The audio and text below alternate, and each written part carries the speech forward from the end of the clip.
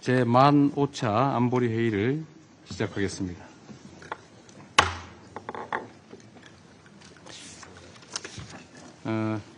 이 회의의 잠정 의제는 국제평화와 안보유지, AI와 국제평화 안보입니다. 네, 의제가 채택되었습니다.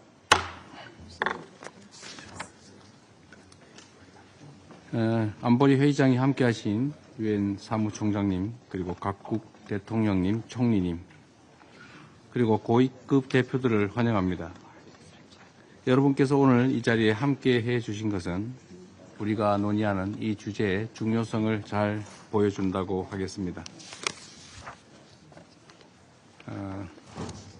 여러분 앞에 안보리 잠정 의사규칙 제37항, 39항, 그리고 안보리의 기존 관행에 따라 참석을 요청한 발언자 명단이 놓여 있습니다. 회의에 참석토록 초청할 것을 제안드립니다. 특별한 반대가 없으시므로 결정되었습니다.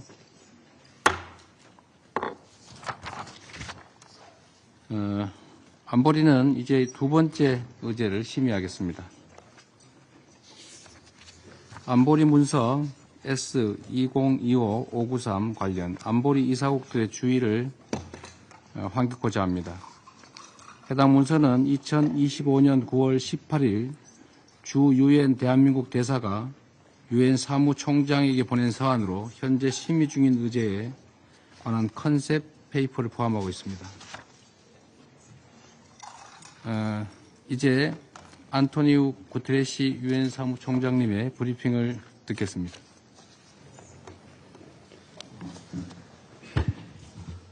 Mr. President, Excellencies, I thank the Republic of Korea for convening this high-level open debate at a decisive moment for global cooperation on artificial intelligence. AI is no longer a distant horizon. It is here, transforming daily life, the information space, and the global economy at breathtaking speed. The question is not whether AI will influence international peace and security, but how we will shape that influence. Used responsibly, AI can strengthen prevention and protection, anticipating food insecurity and displacement, supporting demining, helping identify potential outbreaks of violence, and so much more. But without guardrails, it can also be weaponized. Recent conflicts have become testing grounds for AI-powered targeting and autonomy. AI-enabled cyber attacks can disrupt or destroy critical infrastructure in minutes. The ability to fabricate and manipulate audio and video threatens information integrity, fuels polarization, and can trigger diplomatic crises. And the massive energy and water demands of large-scale models, coupled with competition over critical minerals, are creating new drivers of tension. Excellencies, innovation must serve humanity, not undermine it. Last month, the General Assembly established an independent international scientific panel on artificial intelligence and an annual global dialogue on AI governance. This is a recognition of the unique convening power of the UN. Together, these initiatives aim to connect science, policy and practice, provide every country a seat at the table and reduce fragmentation. They represent practical tools to make AI safer, more inclusive and more accountable. I will soon launch an open call for nominations for the scientific panel. I urge all Member States to nominate eminent, diverse experts and support the panel's expertise, independence and regional balance with the resources needed for timely, science-based assessments. I also call on governments and stakeholders to engage fully in the global dialogue and to shape inclusive, human rights-based global norms. Excellencies, today I wish to focus on 4 priorities. First, we must ensure human control over the use of force. Let us be clear, humanity's fate cannot be left to an algorithm. Humans must always retain authority over life and death decisions. The Council and Member States must ensure that military use of AI remains in full compliance with international law and the Charter, and human control and judgment must be preserved in every use of force. I reiterate my call for a ban on lethal autonomous weapon systems operating without human control, with a view to concluding a legally binding instrument by next year. And until nuclear weapons are eliminated, any decision on their use must rest with humans, not machines. Second, we must build coherent global regulatory frameworks. From design to deployment to decommissioning, AI systems must always comply with international law. Military uses must be clearly regulated through legal reviews, human accountability, and strong safeguards against misuse. We need greater transparency, confidence building, and cooperation to reduce risks, especially in conflict zones.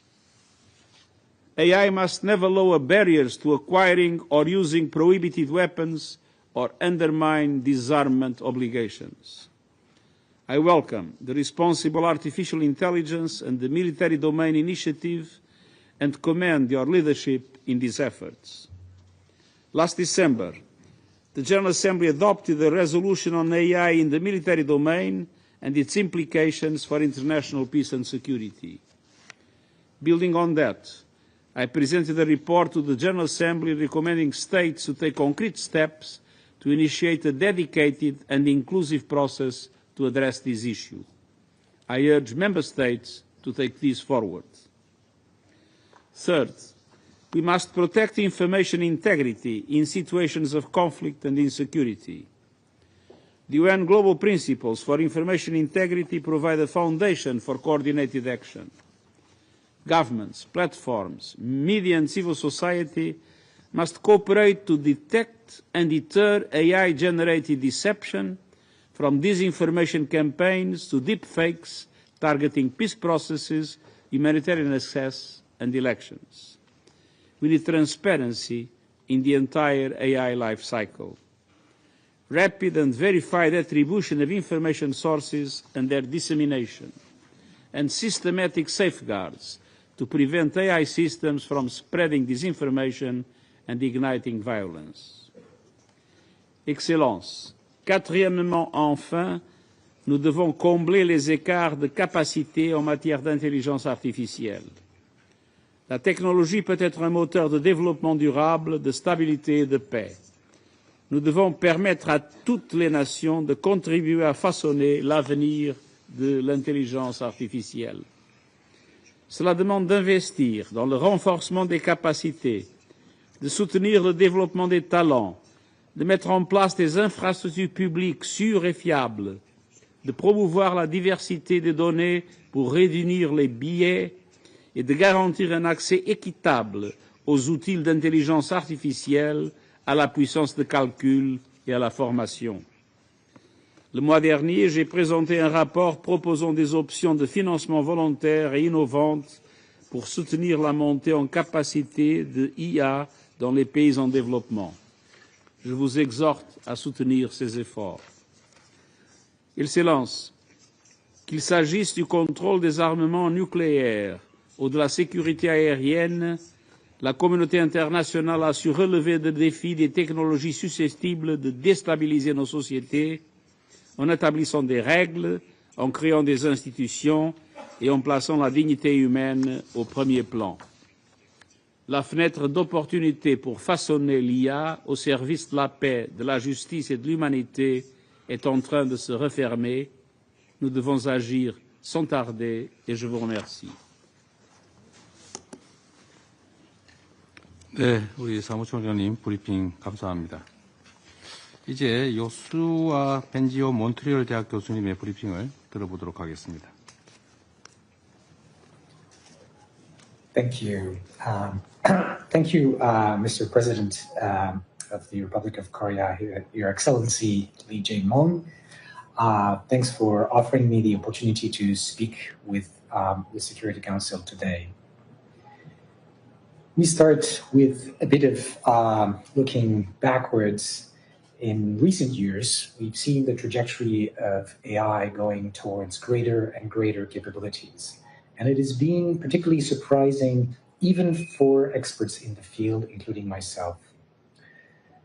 The scientific data is very clear. The ability of AI to solve tasks and to perform like humans and have agency have been advancing rapidly. Many researchers are concerned that as companies are starting to use AI to advance AI research, this could even accelerate. Of course, I don't have a crystal ball, and nobody knows what the future advances are going to be and how fast they will go, but we can look at the past trends, and if these trends continue, some AIs could surpass most humans across most cognitive tasks in as little as 5 years, maybe 10 years. This would be a radical change in the history of mankind. Trillions of dollars are being invested to develop AI further and further, and we're now seeing how quickly this technology is evolving, fundamentally transforming our economies and our societies, including the military. Yet, scientists still do not know how to design AIs that will not harm people, that will always act according to our instructions, that will comply with human rights and human dignity. We don't know how to do that. In a recent study that just came out, OpenAI concluded that AI hallucinations are unavoidable with currently known designs. If we don't learn how to build trustworthy AI, humans are under threat from AI misuse by bad actors or through the misalignment of AI systems with societal norms and laws. Advances in AI will offer ways to tackle some of society's biggest challenges, yet they will also introduce major risks to international peace and security. Frontier AI systems will be extremely powerful if things continue according to the current trends. And misuse or careless use of this power by any individual, country, or company could create widespread disruption. I am currently chairing the International AI Safety Report, an international mandate following a resolution made by 30 countries, the EU, the OECD, and the UN. It is the first of its kind international report to set out an up-to-date, science-based understanding of the safety of advanced AI systems. It is being developed by more than 100 AI independent experts, and it's intended to provide a base of scientific evidence to inform policy. It identifies areas of scientific consensus as well as areas where there are different views or gaps in the current scientific understanding. I want to touch briefly today on the 3 risks outlined in the report that are particularly relevant to today's discussion. First, market and power concentration. AI models, which might be soon more capable or as capable as humans, could provide a strategic advantage on a global scale. This power could be used to create new powerful technologies and tip the balance in favor of a few companies, countries, or individuals, potentially enabling a disproportionate economic, political, or military concentration of power. Second, risks from malicious use. AI could also be used by malicious actors by lowering barriers to chemical and biological weapons development, facilitating cyber attacks, this is already happening, or helping design sophisticated persuasion and disinformation campaigns. And we see already AI capabilities in this respect improving fast. Third, the risk of misalignment and at its extreme, the loss of human control to advanced AI. Again, we don't know currently how to reliably align and control the most advanced AIs, the ones that already exist.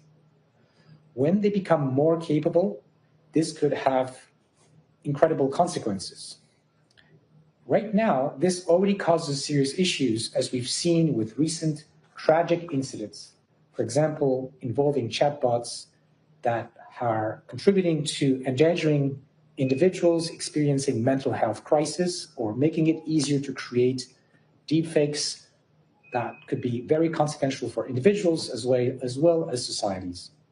If the capabilities of AI models continue to increase and eventually beyond human levels without scientific guarantees that they are safe and aligned with our intentions, I believe we could reach a point where AI could operate irreversibly outside of anyone's control, putting humanity as a whole at risk.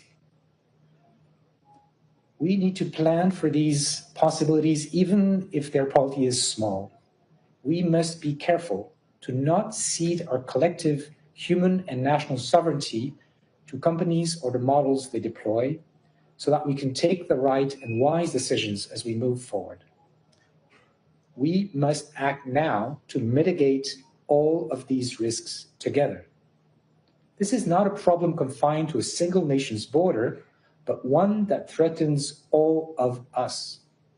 We must mobilize our best minds and make substantial investments to innovate on both fronts of science and governance. On the science and technical side, we need to significantly increase global research endeavors focused on safe and trustworthy AI.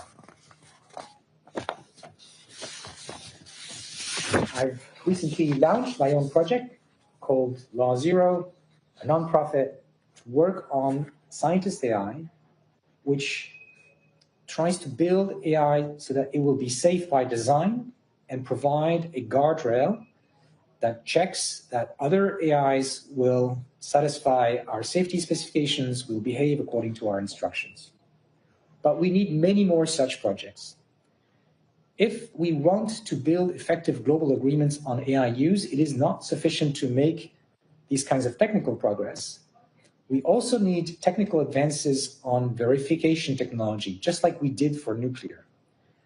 Because countries may not trust each other, so if we want to have agreements, they need to be verifiable.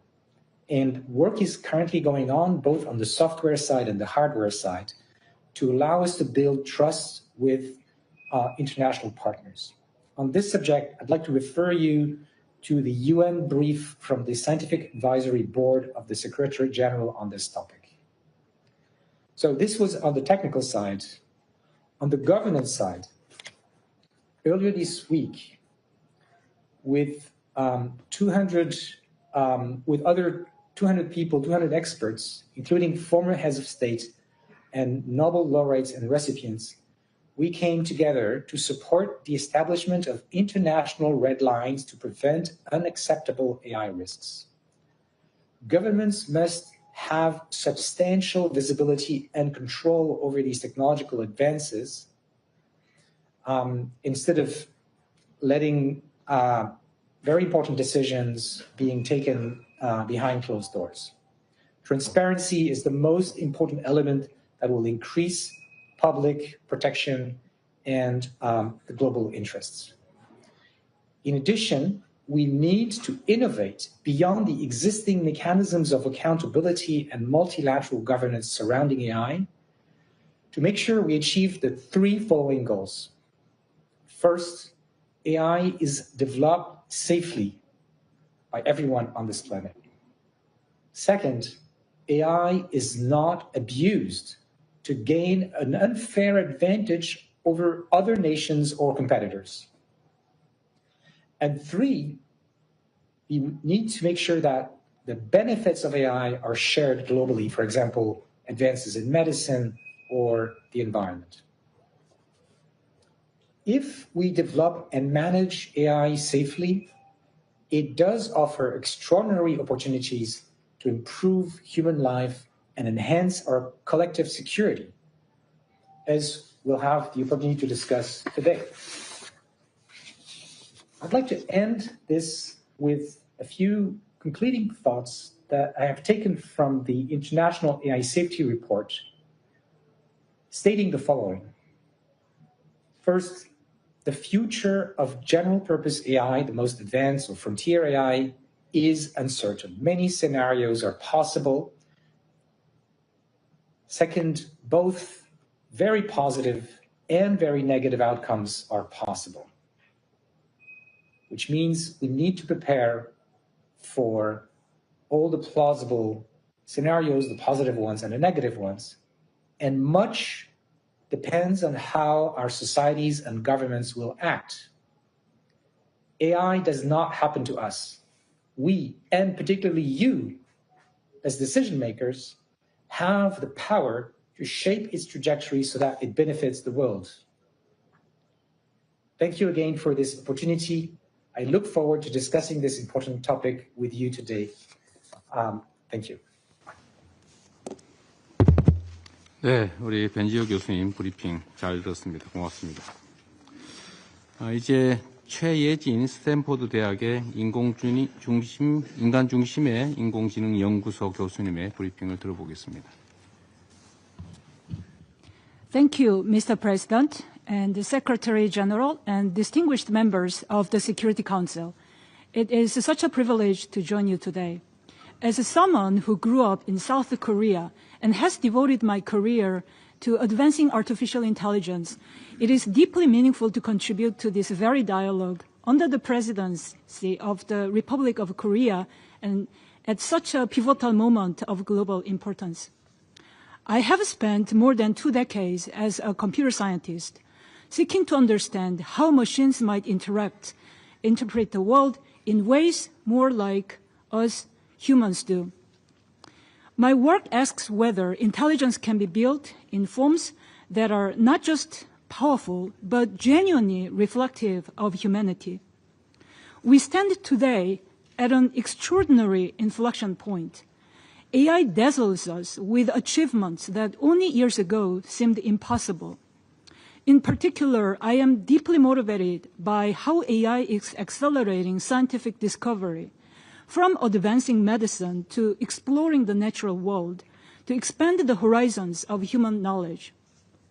But this promise is accompanied by scientific limits and societal choices. Today, I want to talk about one of those choices: choosing intelligence that is not only powerful, but accessible, robust, and efficient. Because when only a few have the resources to build and benefit from AI, we really leave the rest of the world waiting at the door. So my message to you today is simple. Let us expand what intelligence can be, and let everyone, everywhere, have a role in building it. The new need for new scientific frontiers. Scientific history shows us that breakthroughs rarely come from staying in the same lane. At critical moments, new methods and new ways of thinking open entire fields. In AI, however, much of the energy and the investment has converged on one model of progress, which is scaling.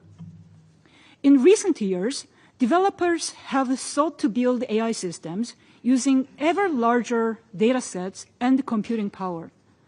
This approach has delivered impressive results, while also leading to a reality where the most advanced models are built by a mere handful of companies in just a few countries. This concentration in the hands of a few really narrows both our science and who gets to shape it.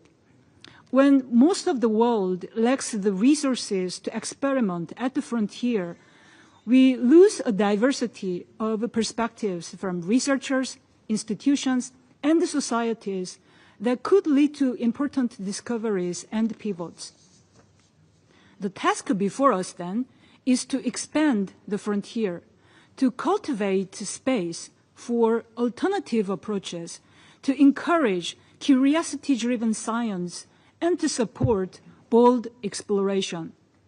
Science has historically leapt forward when we have taken risks and opened the door for more voices to contribute to discovery. We can and must pursue alternative approaches to AI development that are more adaptive, more resilient, and broadly accessible to the global community. Striving for global access and representation in AI. Okay, so what might those alternatives paths mean in practice? Expanding the frontier is not only about new scientific methods for achieving intelligence. It is also about how we choose to think about access. Who can build advanced AI systems? To whom are they accessible? Whose voices do they include? And whose values do they reflect? If AI is to truly benefit humanity, global access must be the North Star. That means pushing the frontier along two dimensions. The first dimension is to build AI that is smaller. If we really want to democratize AI, we must rethink how our dependence on massive scale data and computing resources from the outset, and design methods that can do more with less. For example, systems that can learn with far less data, adapt through interaction, and recognize what they do not know. Children gain common sense not by reading endless words on the internet, but by observing the world around them. How can we design AI systems that learn in the same spirit? Models that achieve strong performance while lowering the barriers to entry would open the frontiers to researchers, institutions, and governments worldwide. The second dimension is to ensuring AI systems represent and serve all communities. We should recenter what truly matters to humanity: linguistic diversity, cultural breadth, and pluralistic values. Today's leading AI models underperform for many non-English languages and reflect narrow cultural assumptions. These flaws lead to the systematic exclusion of entire communities from AI's benefits, and they cannot be cured simply by patching gaps after the fact. What's required is to rethink the foundations, the training data, learning objectives, and evaluation methods, so that systems are built from the start to be robust across languages, context, and perspectives. Accomplishing this will rest on answers to open research questions across disciplines. What does meaningful linguistic fluency in AI look like? How do we measure value alignment across societies? Who must be at the table when decisions are made? These are only some of the questions we must address through interdisciplinary, cross-cultural collaboration. Every country and community has unique expertise to contribute, expertise that is indispensable when building AI systems that truly serve the world. So here's a call for bold and collective investment. I want to leave you today with 3 considerations for how all of us can begin to make inroads on these issues. First, invest in high-risk, high-reward science. Because market-driven forces tend to favor short-term, profit-driven research and development, governments and international bodies must fund bold experiments that look uncertain today, but promise to open new frontiers tomorrow. Second, build shared public AI infrastructure. We need open, multilingual, and multimodal datasets, rigorous benchmarks that test for cultural pluralism and real-world applications. and shared compute resources for academic institutions and nations otherwise left out. These are not just nice to haves. These are essential foundations to expand the talent and ideas that drive discovery. Third, prioritize capacity building. Fellowships and exchanges that connect researchers across borders, advanced training programs that equip the next generation with cutting-edge skills, and collaborative institutes that sustain long-term partnerships are all crucial. Innovation can emerge from many paths, and the next breakthrough may come from where we least expected it. There's still so much we can and must do to achieve more global access and representation in AI. Progress on these fronts will not be easy. It demands our willingness to take paths less traveled and to set aside narrow competition in favor of collaborating for the common good. Thank you again, Mr. President, and the Secretary General and distinguished members of the Security Council for the privilege of speaking to you today. 네, 최혜진 교수님 수고하셨습니다. 브리핑 잘 들었습니다. 이제 대한민국 대통령으로서 발언을 잠시 하도록 하겠습니다.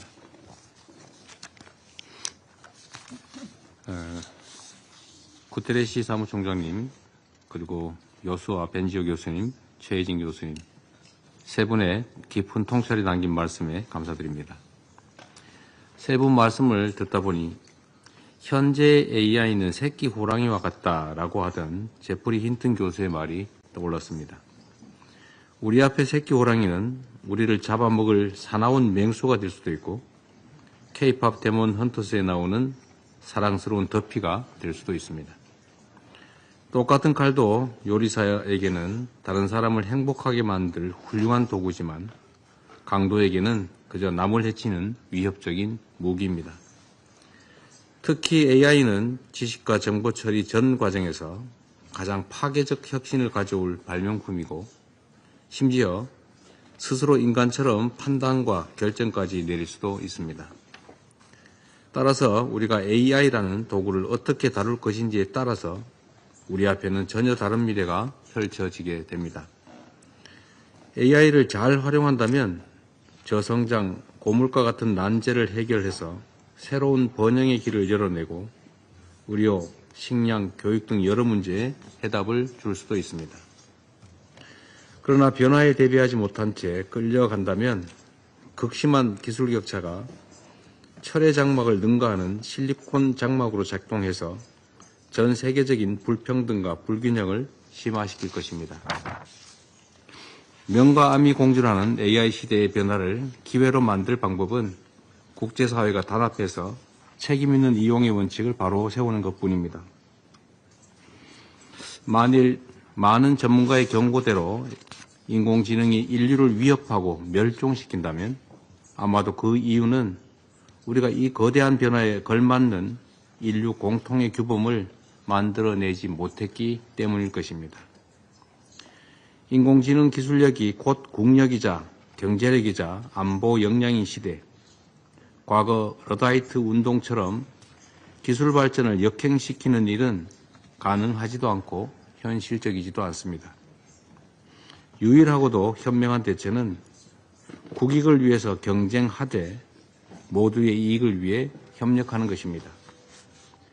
각국 정부와 학계, 산업계, 시민사회가 머리를 맞대고 지혜를 모아야 모두를 위한 AI, 인간 중심의 포용적 AI로의 혁신을 이뤄낼 수 있습니다. 특히 안보리의 역할과 책임이 더욱 막중해졌습니다. 수많은 사람의 삶과 생명이 달린 국제 평화와 안보 분야에서 인공지능이 무궁무진한 잠재력과 가능성 그리고 동시에 위험성을 내포하고 있기 때문입니다. 정보, 정찰부터 군수, 기획까지 군사 분야 전반에서 정확성과 정밀성을 높이고 작전의 효율성과 지휘체계의 혁신을 주도하고 있습니다.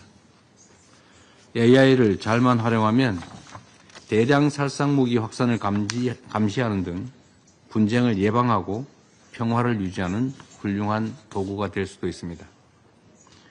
우리가 보낸 인도적 지원이 적재적소에 신속하게 도달하도록 만들어 국제평화와 안보를 튼튼히 하는 일에 기여할 수 있습니다.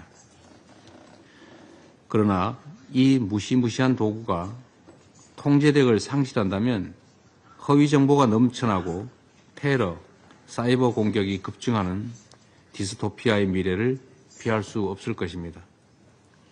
인공지능발 군비 경쟁으로 안보 불안은 더욱 커질지 모릅니다.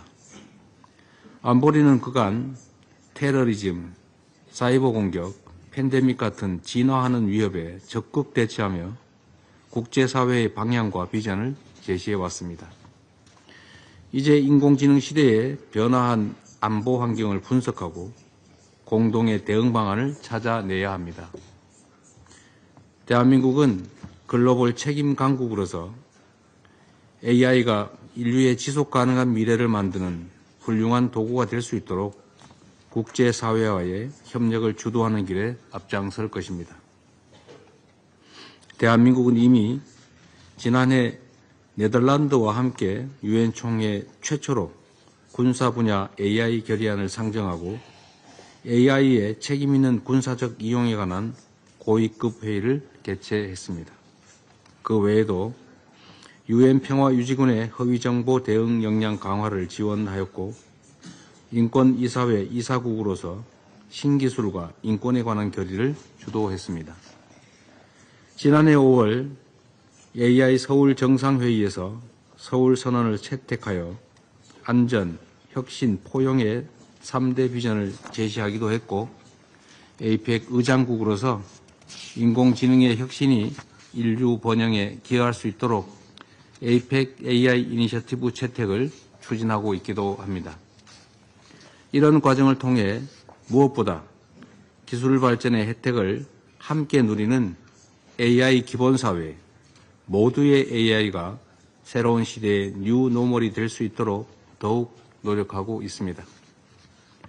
각국 대표 여러분, AI가 불러올 문명사적 대전환 앞에서 인류는 오랜 역사 동안 함께 지켜온 보편 가치를 지켜내야 할 중요한 변곡점을 지나고 있습니다.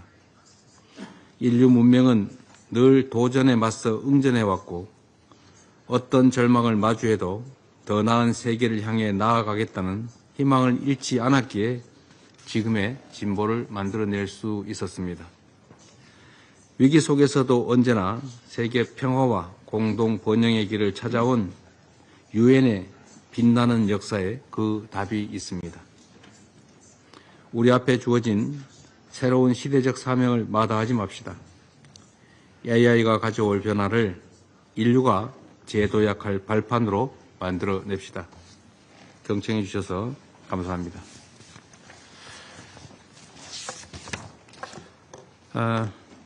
이제 다시 또 안보리 의장으로서의 역할을 시작하겠습니다. 하산 세이크 모하무드 소말리아 대통령님의 발언을 듣겠습니다. Thank you, Mr. President. Allow me to begin by expressing our appreciation to the Republic of Korea for convening in this important debate and for its leadership in building a shared vision on artificial intelligence's role in international peace and security. We are also grateful to the Secretary General for his insight, remarks, and to all the briefers for their contribution to this discussion.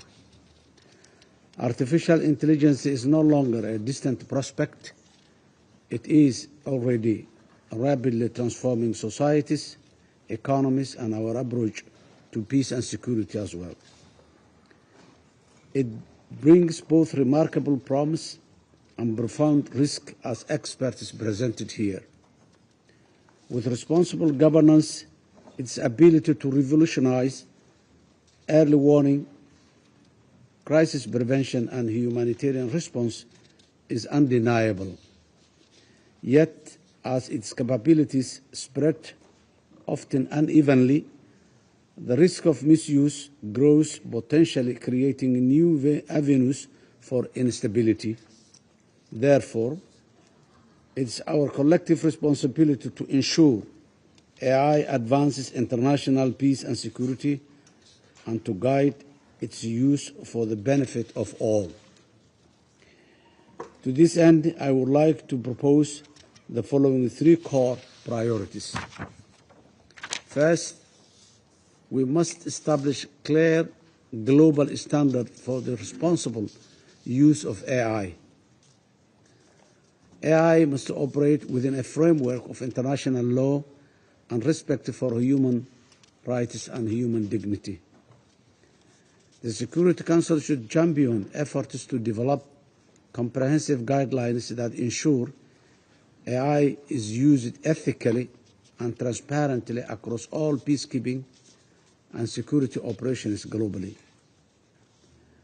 These standards should address issues such as algorithm bias, privacy, and the protection of vulnerable groups.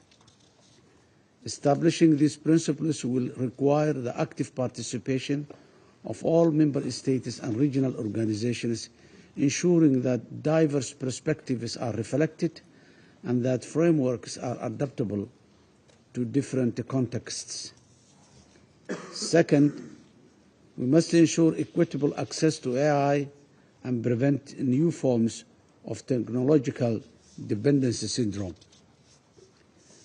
The benefits of AI must not be confined to a privileged few or concentrated in certain regions. Too often, technological advancements and control over data are held outside the communities most affected, perpetuating imbalances in power and opportunities. This risk of digital colonialism, particularly in Africa, can only be addressed through international partnership with regional organizations such as the African Union and by supporting strategies like Africa's Pan-African AI Initiative, which prioritize data sovereignty, digital literacy, and homegrown innovations. It's essential to promote inclusive access and support regional leadership to help ensure AI is a tool for collective advancement rather than a source of further division. Third, we must proactively address the unique risk AI poses to peace and security and the livelihoods of the societies. AI's misuse, whether through autonomous weapons, disinformation campaigns, or interferences in fragile peace processes, poses significant threat to stability. These risks demand constant vigilance and proactive measures. The Security Council should support regular monitoring and assessment of emerging AI threats, facilitate the sharing of best practices, and invest in early warning systems. Close collaboration with civil society and regional actors is essential, as local knowledge and networks can help identify signs of destabilization before they escalate. Moreover, the Council should encourage the development of accountability mechanisms to ensure that those who misuse AI are held responsible and accountable. In conclusion, Mr. President, the era of artificial intelligence is not a distant prospect but our current reality.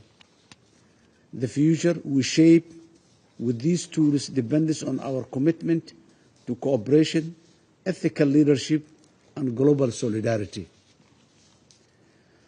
We are presented with a defining opportunity to guide this historic transition responsibly so that technological progress serves as a bridge to peace and shared prosperity, not an instrument of division. The power of artificial intelligence is not inevitable in its outcome. It is shaped, guided, and given meaning by our values and our choices. Somalia is committed to acting with foresight and resolve together so that future generations will look back on this moment. We must unite as nations to guide technological progress for the good of all while protecting peace, upholding dignity, and broadening the horizons of human possibility. I thank you. 네, 모하무드 대통령님 발언 잘 들었습니다. 감사합니다. 다음엔 나타샤 피르츠 무사르 슬로베니아 대통령님의 발언을 듣겠습니다. Thank you, Mr. President, and let me begin by extending our gratitude to the Republic of Korea for convening today's open debate. I would also like to welcome and thank the Secretary General, as well as Mr. Bengio and Mrs. Choi. Mr. President, in my previous life, I was a lawyer dealing with human rights. Especially, I was connected to data protection, so heavily involved in the development of modern technologies, and this is why this topic is very, very close to my heart. And I've learned something regarding artificial intelligence. Artificial intelligence is neither artificial nor intelligent.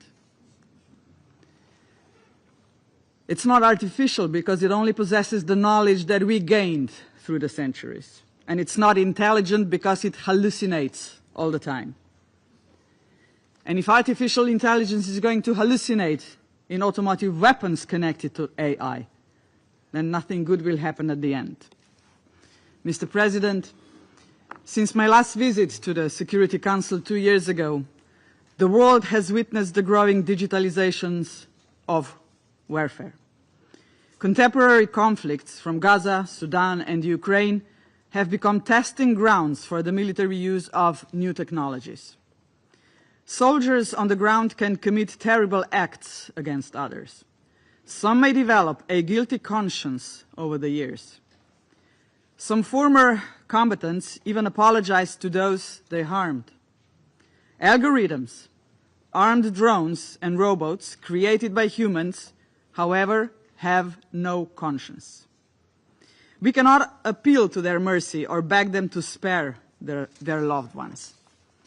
This is the world in which technology is increasingly determining humanity's fate. One must agree with the Secretary General that artificial intelligence represents both an existential threat and one of the greatest opportunities of our generation. One might even add that AI can also pose a risk to our daily lives. As with many things, excess never does any good. Just as an excessive use of social media can create dependency, excessive reliance on AI calls into question of our own intellect, our capacity to think, and our ability to make independent decisions. It is like our muscles. If we don't exercise them regularly, they atrophy. On the other hand, there are countless tasks that AI can perform more accurately and efficiently. Its solutions are based on quantities of data far beyond human capacity to process. In supporting UN peace operations, AI can assist with multilingual translation, summarizing field reports, planning routes and optimizing logistics, as well as consolidating overlapping or fragmented information into a coherent picture. For conflict prevention, AI can be harnessed positively to identify food insecurity and predict displacement caused by extreme events and climate change. Mr. President, we acknowledge and welcome the important discussions taking place within the United Nations on the use of lethal autonomous weapon systems and on AI in the military domain. We thank the Republic of Korea for its leadership on the latter. As an expert has warned, the three biggest risks involved in the development of AI-powered weapons are, first, these weapons may make it easier for countries to become involved in conflicts. Second, non-military scientific AI research may be censored or co-opted to support the development of such weapons. And third, militaries may use AI-powered autonomous technology to reduce or deflect human responsibility in decision-making. From the perspective of the UN, the cornerstone of the system of collective security, AI has already become a reality with a visible impact not only on peace and security, but also on its other two pillars, human rights and development. It has not only entered the battlefield. The AI can be misused in so many ways. Through AI-accelerated cyber attacks, its proliferation in terrorism and organized crime, or its environmental impact. This further exacerbates threats to international peace and security. Therefore, Mr. President, this debate is timely. The far-reaching impact on AI on international peace and security, by its very nature, requires action by the Security Council, which bears the primary responsibility under the UN Charter for the maintenance of international peace and security. The Security Council must be prepared to respond to the impact of AI on global peace. I trust that today's meeting is just one of many activities in the Security Council and the United Nations system to discuss the presence of AI in international relations. To this end, Slovenia calls for regular briefings by the Secretary General to the Security Council on developments in the field of artificial intelligence that affect international peace and security, so that the relevant risks can be recognized, understood, and, above all, addressed. We further call for the inclusion of discussions on AI-related risks on the Security Council agenda to ensure the protection of civilians, humanitarian aid and UN personnel, as well as the effective implementation of mandates for peace operations. We are also willing to consider concrete actions by the Security Council, including recognizing that decision-making on AI must be guided by international law, in particular international humanitarian law and international human rights law, as well as ethical principles to ensure its responsible use in maintaining and promoting international peace and security. To conclude, Mr. President, while we address the risks of AI, it is crucial to remember that behind every algorithm and every automated decision stands a human being who wrote the code. This simple fact underscores the central principles of human responsibility and accountability, principles that must remain at the heart of both our national approaches and our multilateral efforts. And just to say one more sentence, Professor said that transparency is of significant importance. Without transparency of algorithms, the supervisions of AI systems is not going to be possible. And you mentioned, Professor, also the trust among countries. We are facing the lack of trust today, not only in politics, in business, and also in modern digital world. The lack of trust is an obstacle. And if it's going to be an obstacle, at the end, the lack of trust and obstacles are going to be so big that we will all lose. So let this be my final word, and thank you for inviting me here to the Security Council, and I wish you all the best in the future work, Mr. President. Thank you. 네, 대통령님 말씀을 너무 잘 들었습니다. 이번에는 키리아코스 미초타키스 그리스 총리님의 발언을 들어보겠습니다. Thank you, Mr. President. I wish to begin by congratulating the Republic of Korea for convening this important meeting of the Security Council on artificial intelligence and international peace and security. Also thank the two professors for their very insightful introductory remarks. Today's debate builds on the Area Formula meeting that Greece co-organized last April with France, with the Republic of Korea, offering us the opportunity to further reflect on a topic that will undoubtedly shape our discussions for years to come. There is now, I think, a broad consensus on the close interplay between artificial intelligence and the maintenance of international peace and security. and the two RE-AIM summits in The Hague in 2023, in Seoul in 2024, the political declaration on responsible military use of artificial intelligence and autonomy launched by the United States, and the AI Action Summit in Paris earlier this year have all contributed to developing norms, rules, and guidelines for the responsible development, deployment, and use of AI, including, of course, in the very sensitive military domain. AI is not just another tool, it's a general purpose capability with the potential to both empower and destabilize. In the right hands, it can strengthen peacekeeping, it can improve early warning systems, it can accelerate humanitarian relief, just to offer a few examples. In the wrong hands, it can fuel disinformation, it can amplify cyber attacks, it can certainly lower the threshold for escalation and conflict. AI is by nature a dual-use technology, and it means that our collective security increasingly depends on the choices we make. Mr. President, our discussion today is particularly timely as it comes just weeks after the release of the Secretary General's first report on artificial intelligence in the military domain and its implications for international peace and security. This was, I think, a milestone in our collective effort to address the profound implications of AI on peace and security. And building on this crucial momentum, we must recognize a fundamental truth that for our rules-based international order to remain relevant, it must adapt. Just as past institutions, generations build new institutions to govern nuclear energy, but also nuclear weapons and arms control, so too we now must develop new mechanisms to ensure that AI innovation reinforces not just peace and security, but also human dignity. And this, of course, requires international cooperation, transparency, and a renewed commitment to the principles of the UN Charter. At the same time, we must be candid.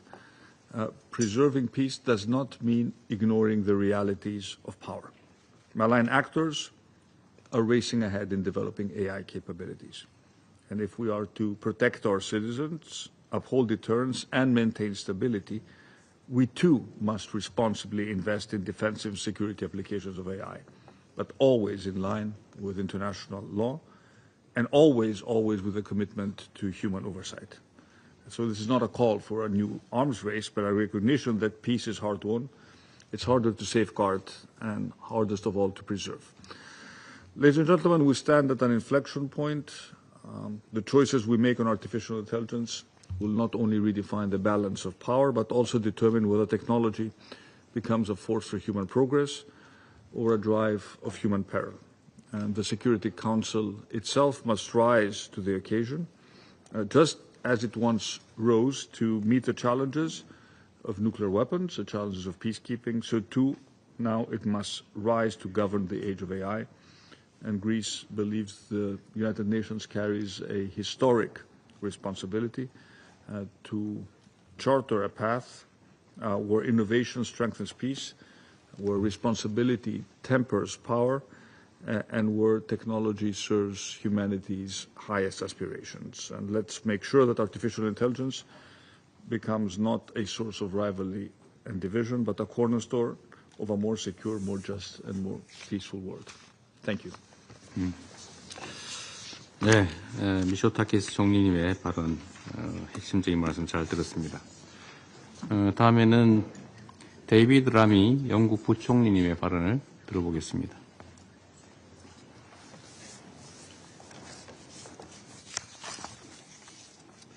Well, thank you, Mr. President, and thank you to the leadership of the Republic of Korea. Friends, colleagues, there is an urgency to this debate. It was 2 years ago that the United Kingdom first brought artificial intelligence to this council, and since that time, its capabilities have grown exponentially. This is a lightning strike of change. Every one of us, diplomat, peace builder, terrorist, now carries superhuman expertise in our smartphones, better at maths, better at translation, better at diagnosis than almost any human expert. And now superintelligence is on the horizon, able to operate, coordinate and act on our behalf. We're staring at a technological frontier of astounding promise and power. No aspect of life, war or peace, will escape. Deep AI analysis of situational data holds this promise for peacekeeping. Ultra-accurate real-time logistics, ultra-accurate real-time sentiment analysis, ultra-early warning systems. But there are also these challenges for armed conflict, ultra-novel chemical and biological weapons, ultra-accessible to malign actors, and ultra-rampant distortion and disinformation. And of course, this is what is at stake for our shared security. The risk of miscalculation, the risk of unintended escalation, and the arrival of artificial intelligence-powered chat box stirring conflict. The risk of deeper instability is immense. And this is why I so welcome the Secretary-General's report on military AI. This is an opportunity for collective understanding, for us to build new safeguards and guardrails, and reaffirm international law as the bedrock of responsible use. We all know that artificial intelligence use is growing, of course, exponentially, offering us both extraordinary promise and intense challenges. Nowhere is this clearer than in climate. On current trends, artificial intelligence could add the equivalent of a new Japan to world electricity consumption. Yet it also promises to utterly transform efficiency and power our green transitions, fine-tuning electrical production to the minute to meet demand and eliminating astonishing levels of waste. This is the power of AI. We are crossing humanity's most profound technological frontier. Our lives, our world, our politics are about to be flooded with super powerful AI. There is only one way forward: resilience. Learning how to use these tools and embedding them safely in society. This is the United Kingdom's mission through our AI Security Institute, with more dedicated researchers than anywhere else in the world, and through the International AI Safety Report, with its secretariat based in the UK. Under the chairmanship of Yusho Bengio, one of our briefers today, the United Kingdom is committed to using AI responsibly, safely, legally and ethically, and together here at the United Nations. We must ensure AI strengthens peace and security. I believe that it can, and if we act together, we can get there. Thank you very much. I thank His Excellency Mr. Lamy for his statement. I now give the floor to His Excellency Mr. Ahmed Attaf, Minister of State, Minister of Foreign Affairs, National Community Abroad, and African Affairs of Algeria. شكرا السيد الرئيس. خالص الامتنان لكم على تنظيم جلسة النقاش هاته، وبالغ الشكر للسيد الأمين العام وللخبراء الموقرين الحاضرين معنا اليوم على عروضهم القيمة حول موضوع الذكاء الاصطناعي وتأثيره على السلم والأمن الدوليين. إن الجزائر لتثمن انعقاد هذه الجلسة بما تجسده من تنامي الوعي الدولي بأهمية هذه التكنولوجيا الحديثة كعامل مؤثر ذي أبعاد متعددة ومتشعبة في ذات الحين. إن فالذكاء الاصطناعي لم يعد مجرد وسيلة تقنية، بل أصبح عاملا جيوستراتيجيا حاسما في مسار إعادة تشكيل موازين القوى على الساحة الدولية.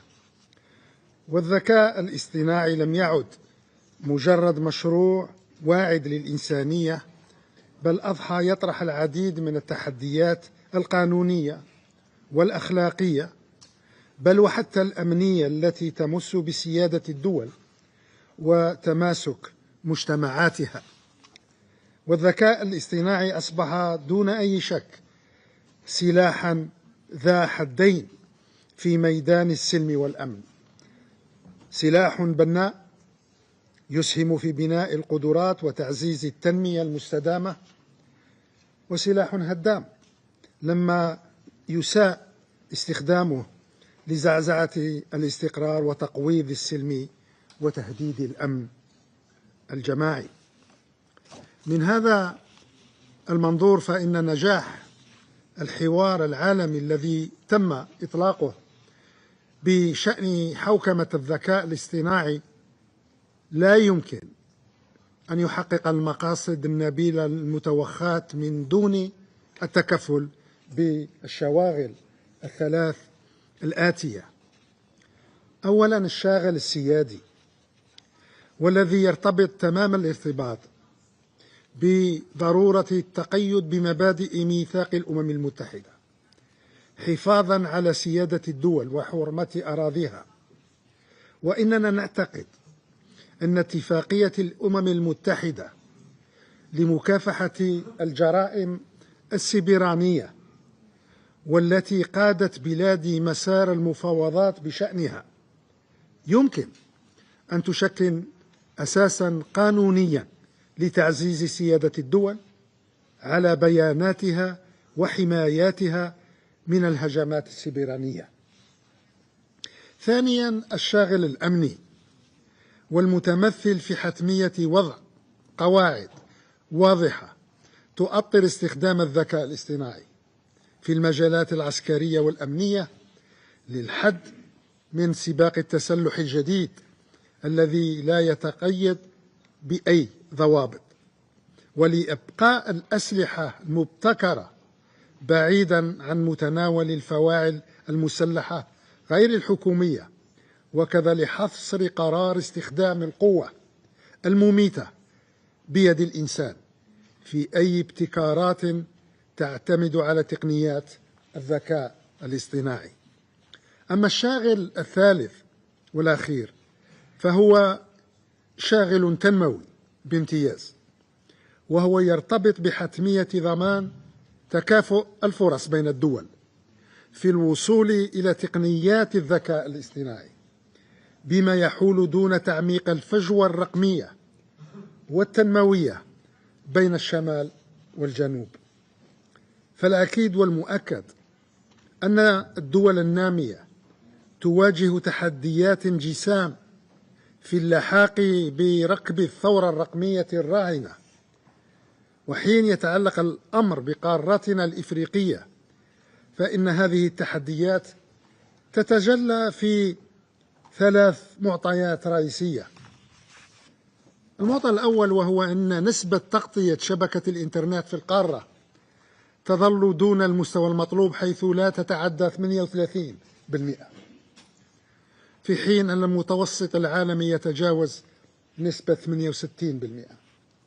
المعطى الثاني وهو أن عدد الدول التي حققت المستوى التنظيمي المطلوب في مجال تكنولوجيا المعلومات لا يتجاوز 10 دول في إفريقيا من مجموع 55 دولة عضو في الاتحاد الإفريقي، وهو الأمر الذي يعكس هشاشة الأطر التشريعية والتنظيمية في معظم البلدان الإفريقية. أما المعطى الثالث والأخير فيتمثل في كون القارة الإفريقية التي تضم 18% من سكان المعمورة لا تحوز إلا على نسبة 1% من إجمالي القدرات العالمية المخصصة لتخزين البيانات ومعالجتها، وهو الأمر الذي يطرح بشدة تحدي السيادة الرقمية في القارة الإفريقية. إن هذه التحديات ليست بالمعضلات غير القابلة للحل، بل على العكس من ذلك هي نقائص يمكن تحويلها بالعمل الجاد إلى فرص حقيقية لتدارك التأخر الذي سجلته قارتنا في هذا المجال. والأولوية، كل الأولوية يجب أن تتوجه نحو تعزيز الاستثمار في مجالات البنية التحتية الرقمية وبناء القدرات، وكذا تطوير التشريعات والنظم المتعلقة بالحوكمة الإلكترونية.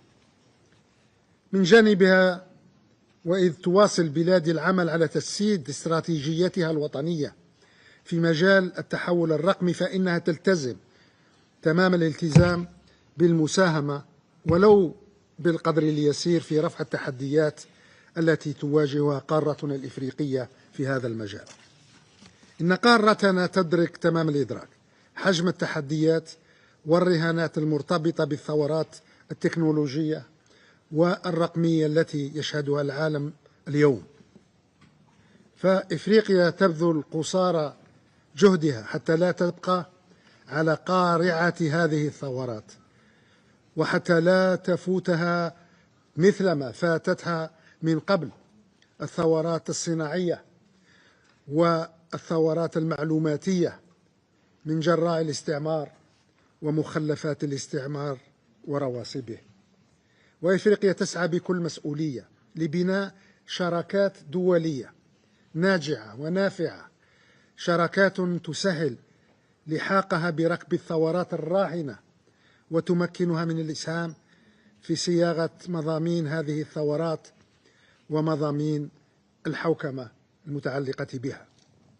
لكن إفريقيا بالمقابل ترفض مطلقا أن يتم تحويلها إلى حقل تجارب لتطوير هذه التكنولوجيات واختبار استعمالها، لا سيما في المجالات الأمنية والعسكرية، وهي عازمة على تفادي تكرار مآسي الماضي وتداعياته المريرة التي كلفتها الكثير. شكرا السيد الرئيس. I thank His Excellency Mr. Attaf for his statement. I now give the floor to His Excellency Mr. Hugh Hilton Todd, Minister for Foreign Affairs and International Cooperation of Guyana. Thank you, Mr. President. Excellency, thank you for convening this open debate to discuss the complexities and impacts of artificial intelligence, AI, and to underscore the need for its responsible use in the context of international peace and security. I also thank His Excellency Antonio Guterres, Secretary General of the United Nations, and the briefers for their presentations. Mr. President, the advent of artificial intelligence presents several opportunities for international peace and security, including for conflict prevention, peace building, disaster prediction and response, as well as cybersecurity, among others. The misuse of AI can also present many challenges for international peace efforts, including through cyber warfare, exploitation of weapons of mass destruction, privacy infringements, and the proliferation of automated weapons. Maximizing the opportunities and minimizing the risks of the use of AI should continue to be at the forefront of our discussions. In Guyana, we have been preparing ourselves to seize these opportunities. We are integrating AI through our digital transformation strategy and are also actively involved in the development of a regional AI policy roadmap with the support of the Caribbean AI Task Force.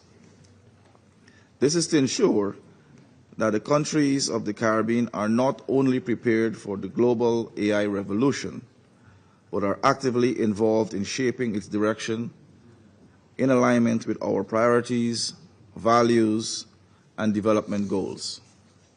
Mr. President, the conversations on AI governance are complex. In examining the complexities and promoting the responsible use of AI, I offer the following points.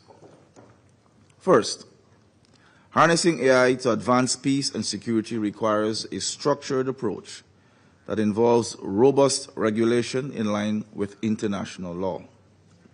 The use of AI must be grounded in inclusive and equitable international standards to strengthen global cooperation and regulate its military use, among other areas. The recent decision by the General Assembly to establish 2 global AI governance mechanisms is a positive step in this direction. These are good entry points for the Security Council to contribute to efforts aimed at utilizing AI tools in peace and security. So, inter alia, identifying signs of possible conflict, monitoring mis- and disinformation, risk assessment in peacekeeping operations, and respond to cyber attacks against critical infrastructure. We also stress the use of AI tools in addressing global challenges such as climate change and food insecurity, which often exacerbate conflicts. States should also consider ways in which AI could be harnessed for national security as a direct contribution to global peace and stability. For its part, Guyana is developing a framework for AI digitization focused on AI governance, cybersecurity, and data ethics. This is fundamental for socio-economic development, which itself is a necessary corollary for peace and stability. Second, the misuse of AI poses a threat to international peace and security. In the current global context, geopolitical context, there has been increased use of AI systems, including by non-state actors, for illegal purposes. These include cyber attacks against critical infrastructure and creating fear by spreading misinformation. Autonomous weapon systems, in particular, are accessible, inexpensive, and easy to produce, making it easier for non-state actors to exploit and use them for violent purposes and to carry out mis- and disinformation campaigns in conflict areas. The Security Council, therefore, has a responsibility to ensure the responsible use of AI. Third, AI has been used by parties to evade obligations established by the Security Council, a trend that is becoming worrisome. It has been used to circumvent sanctions, increase tensions, and reduce the chances of securing ceasefire agreements. To counter these threats, the Security Council can utilize AI tools for the implementation of its resolutions. With its predictive analytical features, AI can help improve implementation of the sanctions by detecting whether they are being evaded or violated, monitor compliance with resolutions, counter mis- and disinformation that could undermine peace efforts, and track ceasefire violations. Fourth, while noting the destructive use of AI in conflicts, we acknowledge that its responsible use can be helpful in peace-building efforts and in peace-building operations. Integrating AI considerations and ethics into peacekeeping mandates will ensure the use of AI tools in peacekeeping operations are transparent, responsible, and accountable. The promotion of AI capacity building for peacekeepers would also enable the missions to be effectively equipped to track AI-driven threats, including those targeting critical infrastructure and civilians. Mr. President, in conclusion, briefings such as this one are useful in advancing the discussions on understanding the benefits and risks of the use of AI in advancing global peace and security. To this end, the Council should work proactively towards mitigating the risks to advance international peace and security and to ensure a more safe and secure world for all. I thank you. I thank His Excellency Mr. Todd for his statement. I now give the floor to His Excellency Mr. Xavier Martinez Acha Vasquez, Minister for Foreign Affairs of Panama. Gracias, presidente. Excelencias, Panamá felicita a la República de Corea por la convocatoria de esta reunión. Saludamos al excelentísimo señor Lee Jae-myung y agradecemos al secretario general de las Naciones Unidas por su importante contribución a este debate. Además, agradecemos a los expositores por sus valiosas intervenciones sobre uno de los desafíos más disruptivos que enfrenta el sistema de seguridad colectiva del siglo XXI, el desarrollo de la inteligencia artificial. Una tecnología que debe seguir creciendo y desarrollándose en función del bien común de toda la humanidad. Y en ese sentido, tenemos la responsabilidad de garantizar que la inteligencia artificial sea una herramienta que contribuya a la paz, al desarrollo humano, a la equidad y a una innovación responsable y jurídicamente coherente. Panamá acoge con satisfacción la resolución de la Asamblea General que establece el panel científico internacional sobre inteligencia artificial y el diálogo global sobre su gobernanza, y reconoce el liderazgo de Costa Rica y España para facilitar este proceso desde un espíritu de inclusión, equilibrio y visión de futuro. Estas plataformas representan un paso concreto para garantizar que la toma de decisiones en materia de gobernanza tecnológica esté guiada por evidencia, participación y responsabilidad compartida. Necesitamos urgentemente un marco normativo internacional para el desarrollo y despliegue de la inteligencia artificial con el objetivo de asegurar la transparencia, la igualdad de acceso y la regulación efectiva. Este marco debe estar guiado por el derecho internacional y basado en principios como la transparencia, la trazabilidad de los sistemas, el control humano efectivo, la no discriminación y la protección contra usos incorrectos de esta tecnología. Las empresas que desarrollan y operan modelos de inteligencia artificial a gran escala también tienen una gran responsabilidad global. El desarrollo privado de estas tecnologías no puede seguir escapando al escrutinio público. La falta de regulación en este ámbito no se puede ignorar. Representa un riesgo sistémico que debemos afrontar colectivamente desde un escenario inclusivo y abierto. En coherencia con este enfoque multilateral, Panamá está desarrollando su Estrategia Nacional de Inteligencia Artificial, basada en principios de uso responsables, gobernanza participativa y protección de derechos. Esta estrategia está orientada no solo a fortalecer nuestras capacidades técnicas, sino a aplicar la inteligencia artificial en sectores críticos como la logística, la salud, las finanzas, áreas donde no solo Panamá tiene fortalezas indiscutibles, sino también el potencial para contribuir al avance de soluciones que beneficien a la región y al mundo. Estamos comprometidos con impulsar políticas públicas que reduzcan brechas tecnológicas y fortalezcan la confianza ciudadana.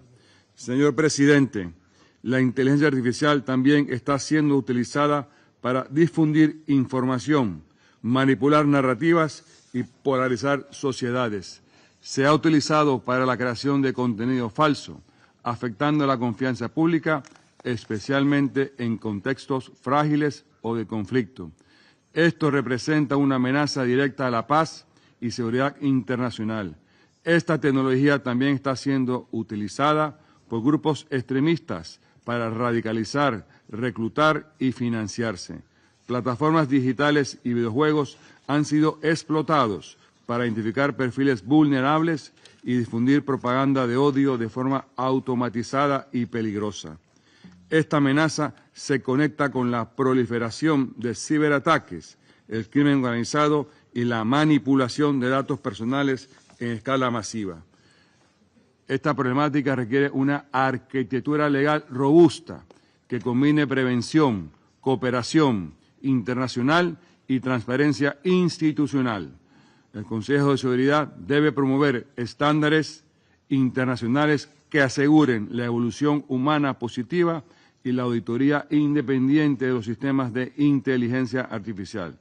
Pueden contar con Panamá y coadyuvar a que estos retos de hoy impulsen decisiones responsables mañana. Señor Presidente, en el ámbito militar, Panamá reafirma su adhesión a la declaración política sobre el uso responsable de la inteligencia artificial y la autonomía en el ámbito militar adoptada en Seúl en 2024. Reafirmamos que toda aplicación de la inteligencia artificial en contexto de defensa debe respetar los principios del derecho internacional humanitario y del marco internacional de derechos humanos, al igual que los principios establecidos en la Carta de la ONU. Rechazamos el desarrollo y uso de sistemas autónomos que tomen decisiones letales sin intervención humana efectiva. La supervisión humana debe ser asegurada en todas las etapas críticas. No hacerlo equivale a delegar la responsabilidad jurídica y moral a una máquina. Es que la inteligencia artificial no se trata solo de cómo entrenamos a las máquinas, sino de cómo decidimos gobernarlas. Si no estamos ahora, los vacíos normativos serán llenados por quienes priorizan el control sobre la equidad, la ganancia sobre la justicia y el poder sobre la paz. Desde Panamá, con un firme espíritu humanista, estamos convencidos que la inteligencia artificial representa uno de los mayores desafíos y oportunidades de nuestros tiempos. La inteligencia artificial puede ser un motor de progreso, justicia social y cooperación global, o un gran riesgo de exclusión, de desigualdad y de conflictos. Para Panamá, el valor fundamental es claro: la inteligencia artificial debe estar al servicio del ser humano, nunca por encima de él. La dignidad y los derechos humanos y la paz deben guiar cualquier desarrollo o aplicación de la inteligencia artificial. Esta jamás puede ser utilizada como arma de manipulación, control o violencia, sino como un instrumento para aliviar el sufrimiento, mejorar la educación, fortalecer los sistemas de salud y proteger nuestro planeta, siempre con la paz. Este Consejo de Seguridad no fue creado para observar pasivamente los cambios del mundo, fue creado para darles dirección. Panamá cree que el liderazgo en inteligencia artificial no se mide por la cantidad de datos que se posee, sino por la voluntad colectiva de poner esa tecnología al servicio de la humanidad. Muchas gracias, presidente. I thank His Excellency Mr. Acha Vasquez for his statement. I now give the floor to His Excellency Mr. Timothy Musa Kappa, Minister for Foreign Affairs and International Cooperation of Sierra Leone. Mr. President, let me at the outset welcome you, Excellency Mr. Lee Jae-myung, President of the Republic of Korea, to the Security Council. And I thank you and the Republic of Korea for convening this important and timely discussion on artificial intelligence and international peace and security. Mr. President, Africa has always been in the docks of despair and suffering at the wake of every critical invention. Whether it was the advent of naval technology, which saw the bundling of Africans from the African continent to different parts of the world into slavery, to the invention of the gunpowder that decimated Africans in the 19th and 20th century. Therefore, Mr. President, this topic is not only important to us as Africans, but it's quite visceral. On that note, let me thank Mr. Antonio Guterres, the Secretary General of the United Nations, and the two briefers for their insightful briefings. According to the Brookings Institute, the term artificial intelligence refers to machines that respond to stimulation consistent with traditional responses from humans, giving the human capacity for contemplation, judgment, and intention. AI thus has the ability to understand language, plan, recognize objects and sounds, learn, and solve problems. This attribution of human-like capabilities to artificial intelligence is what makes it both promising and alarming, specifically for international peace and security. According to the Secretary General, in his most recent report of 2nd July 2025 on innovative voluntary financing options for artificial intelligence capacity building, AI is a foundational general-purpose technology that will shape economic outcomes, societal well-being, and global equity for decades to come. Indeed, AI holds outstanding potential for supporting inclusivity and reducing inequalities in advancement of sustainable development and in addressing causes of conflict rooted in delayed development, and conversely, by the same token, the risk of further widening the gap between developing and developed nations and further exacerbating the root causes of conflict. Mr. President, in 2023, 120 member states co-sponsored and all 193 member states of the United Nations joined consensus and adopted the first General Assembly resolution, setting out a common framework for safe, secure, trustworthy AI.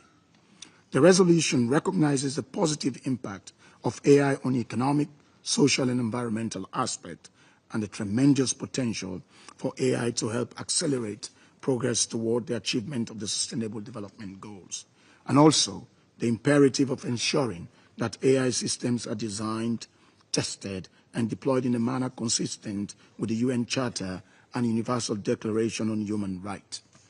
The resolution emphasizes that AI should not be used to undermine peace or repress human rights. Additionally, the UN Global Digital Compact that was adopted last year holds much promise for the acceleration of the implementation of the relevant aspirations of the African Union Agenda 2063 and the Sustainable Development Goals through technological innovation. In June 2024, African nations adopted the landmark Continental Artificial Intelligence Strategy and African Digital Compact.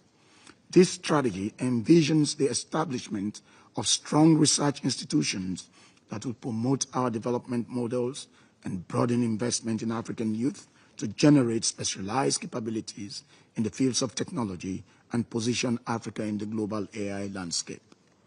Nonetheless, there are serious political, legal, ethical considerations raised by artificial intelligence, as well as peace and security concerns, especially for conflict-prone areas. Generative AI embedded in lethal autonomous weapons and robotic systems, in nuclear command and control, in military applications, and beyond weapon systems, pose significant threats to peace and security in the absence of the embodiment of sufficient human agency in the process. For this reason, Sierra Leone affirms the African Union's position that artificial intelligence must be governed by frameworks that are open, inclusive, equitable, and trustworthy.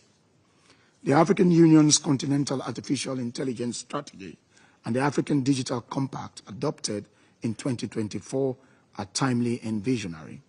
They emphasize responsible AI development aligned with regional needs and ethical imperatives.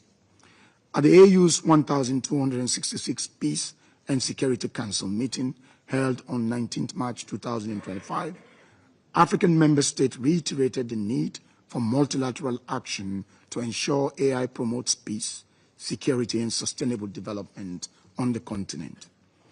Since the majority of AI creation and regulation development is presently concentrated within a few countries, it will be necessary to construct a global governance framework to limit the adverse consequences of a few countries and private companies wielding such immense power over the rest of the world. At the national level, Sierra Leone has taken proactive steps. We are a party to the Malabo Convention on Cybersecurity and Personal Data Protection, and we have developed a national cybersecurity strategy that aligns with regional and global digital governance norms. This strategy emphasizes ensuring digital technologies such as AI not to become tools of exploitation or instability. We are also in the process of developing a national artificial intelligence framework with a focus on ethics, inclusion, and peace-oriented innovation. This framework aims to strengthen national institutions' capacity to understand, govern, and responsibly deploy artificial intelligence. Mr. President, to address the complexities, multifaceted impact, and responsible use of AI, especially in peace and security domain, we must prioritize prevention uses, that is, deploying AI for early warning, conflict analysis, climate resilience, and humanitarian response, particularly in regions of acute vulnerability. Let me therefore emphasize that the Security Council has a critical role in ensuring responsible application of AI in the context of maintaining international peace and security. The Council can encourage best practices in peace operations, promote safeguards to retain human agency in military uses, and ensure compliance with international law and international humanitarian law. Furthermore, the unregulated weaponization of AI, its diversion to non-state actors, and the destabilizing effect of AI-driven disinformation must be addressed through global accountability frameworks and rapid response mechanisms. The Security Council does complement wider UN effort, promoting coherence with the General Assembly, the Global Digital Compact, and regional frameworks such as the African Continental AI Strategy. In light of the foregoing, let me share 4 key recommendations. First, in line with the interdisciplinary and multi-stakeholder approach of the Global Digital Compact and the Pact for the Future, we encourage international organizations to deepen engagement with governments, peace builders, civil society, academia, and the private sector to co-design AI systems that are tailored to promoting peace, development, and resilience, especially in post-conflict settings. Second, there is a need to establish global norms and principles that hold both state and non-state actors accountable for deploying or developing AI systems with foreseeable risk of undermining peace, fueling conflict, or violating international law. This must include outright prohibition of use of tools integrating generative AI against civilians and civilian infrastructure, safeguards against militarization of AI, accountability for misuse, and rapid response to establish misuse and the retention of human agency in the use of AI in the military domain. Third, we are concerned that much of AI development and regulation remains concentrated in a small number of countries and private entities. We call on the United Nations to lead in shaping an inclusive and equitable governance architecture that addresses this imbalance. Measures must be taken to avoid entrenched digital inequality, algorithmic biases, and the concentration of AI capabilities in ways that exclude countries in the global south. The Pact for the Future rightly emphasizes capacity building, technology transfer, and equitable access as prerequisite for shared digital progress. Investing in AI literacy, digital skills, and ethical innovation ecosystems in developing countries is essential for promoting asymmetries that could widen geopolitical and digital divides. In this context, there is a need for upgrade in national cybersecurity capabilities and strategies in line with the impending risk posed by AI solution, while continually assessing AI's contributions in modern warfare. Finally, Despite the rapid uptake of AI technologies in various sectors, there is a clear lack of empirical data on the extent and impact of AI applications in conflict settings. Sierra Leone calls for a comprehensive global mapping and risk assessment of AI use in military and peace and security domains. This should be done in order to inform appropriate regulation, safeguards, and cooperative frameworks, as well as facilitating continual updates and vigilant monitoring. Mr. President, Sierra Leone also urges that all AI development be rooted in these key fundamental principles: transparency, fairness, inclusivity, accountability, and respect for human rights. Those designing the most advanced AI models must be vigilant in addressing algorithmic biases and discriminatory outcomes. Government developers and civil society must work in partnership to ensure that new capabilities are aligned with the UN Charter and the Sustainable Goals. In conclusion, Sierra Leone calls for AI to be developed in a manner that fully respects international law, including international humanitarian law, and is guided by ethical principles that place human dignity, agency, and equity at the center, while reaffirming its commitment to working with member states, regional bodies, and the UN system to ensure that artificial intelligence becomes a force for peace and progress, not polarization or conflict. I thank you. I thank His Excellency Mr. Kappa for his statement. I now give the floor to His Excellency Mr. Khawaja Muhammad Asif, Minister for Defense of Pakistan. Bismillah ar-Rahman ar-Rahim. Mr. President, I deeply appreciate the Republic of Korea's initiative for convening this open debate. It is of special significance that President Lee Jae-myung is personally presiding over our deliberations. I thank Secretary General Guterres for his insightful and valuable briefing. We also thank other briefers. AI, Mr. President, is reshaping our world at breathtaking pace. It is the most consequential dual-use technology of our times, capable of accelerating socio-economic progress, but equally capable of deepening inequalities and destabilizing international order. Harnessed responsibly, AI can drive inclusive growth and shared prosperity. In the absence of global normative standards and legal guardrails, the AI revolution risks reinforcing digital divides, entrenching new forms of dependency, and imperiling peace. Unregulated and irresponsible use of AI enables disinformation campaigns, offensive cyber operations, and development of new types of armaments.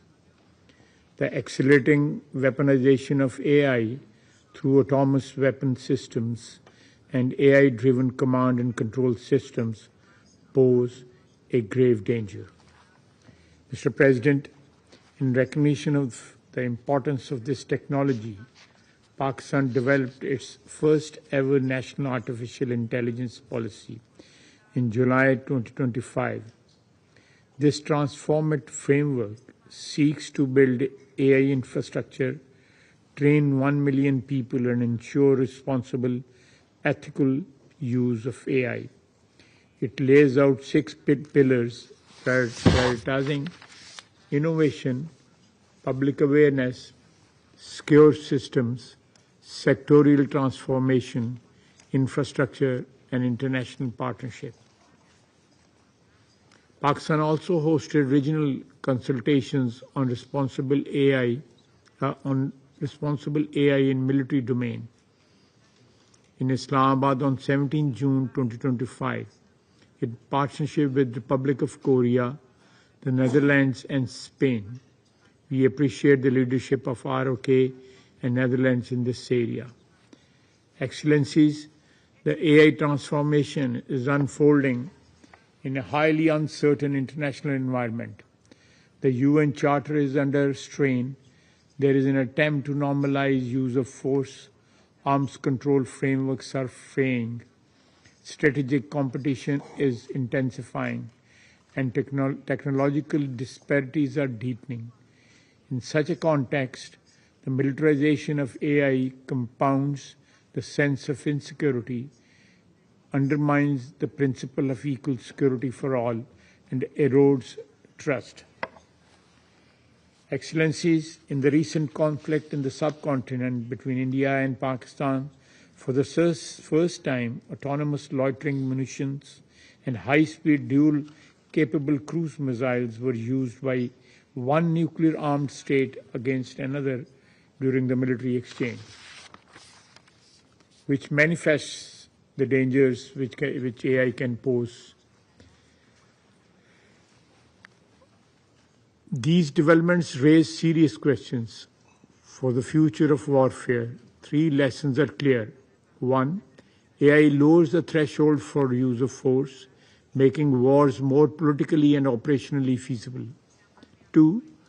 AI compresses decisions time, narrowing the window for diplomacy and de-escalation. And 3. AI blurs domain boundaries, merging cyber, kinetic, and informational effects in unpredictable ways.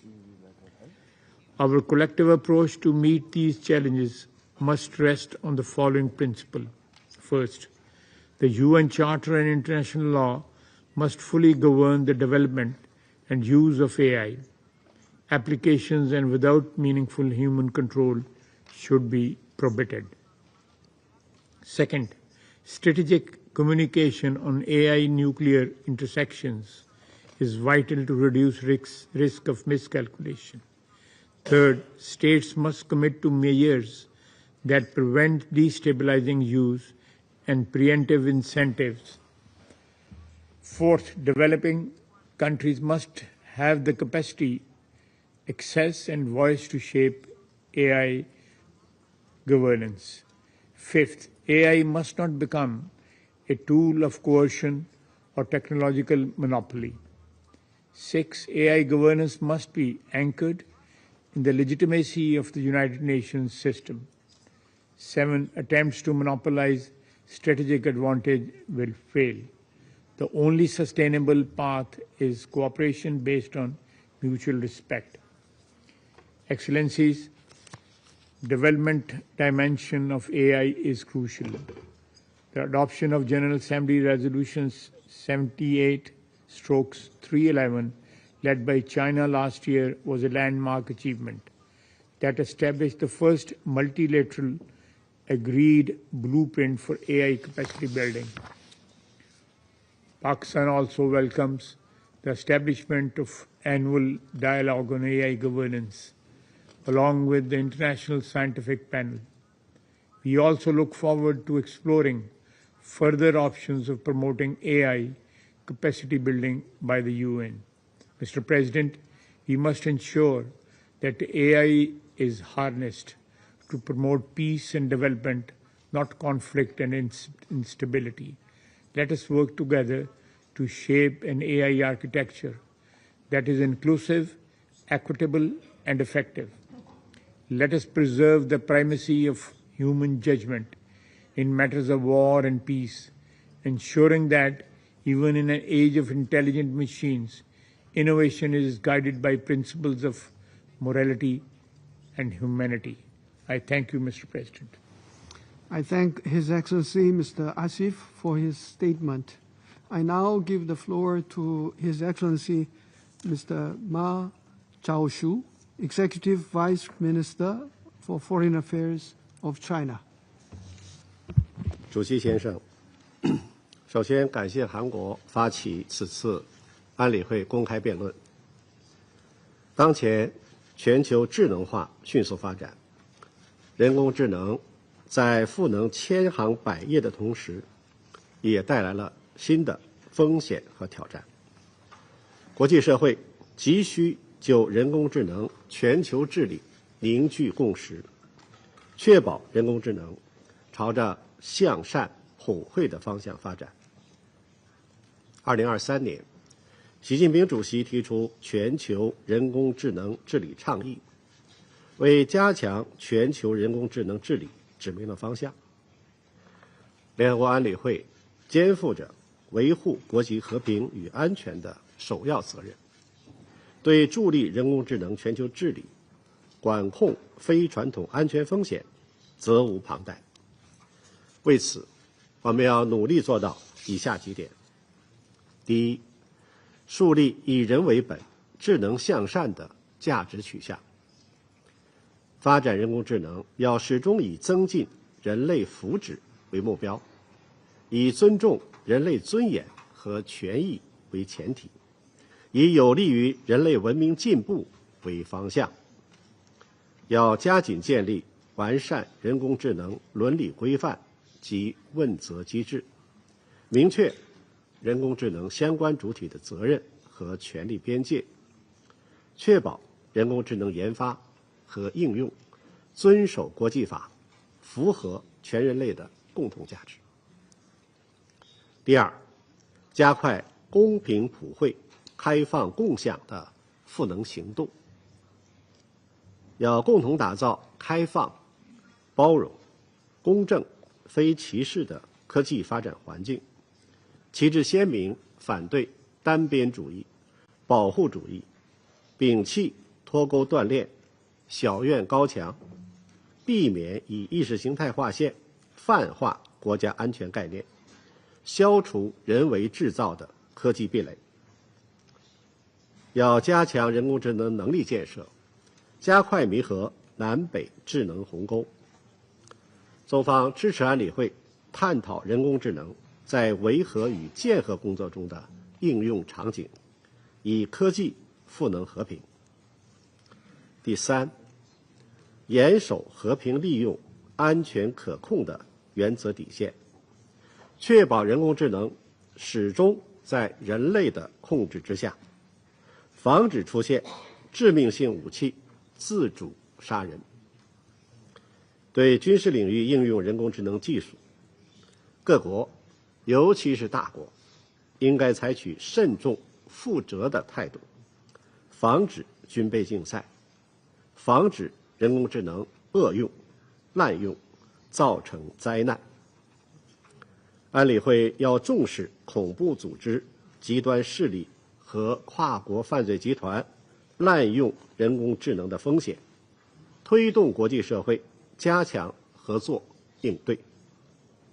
第四，构建协同共治、同求共济的治理体系，要加强人工智能发展战略、治理规则、技术标准对接协调，推动形成具有广泛共识的人工智能全球治理框架和标准规范，支持联合国在人工智能全球治理领域发挥主渠道作用。中方欢迎第79届联合国大会通过决议，设立全球人工智能治理对话和国际人工智能独立科学小组这两项机制，期待各方以此为契机，就人工智能全球治理开展有意义的讨论。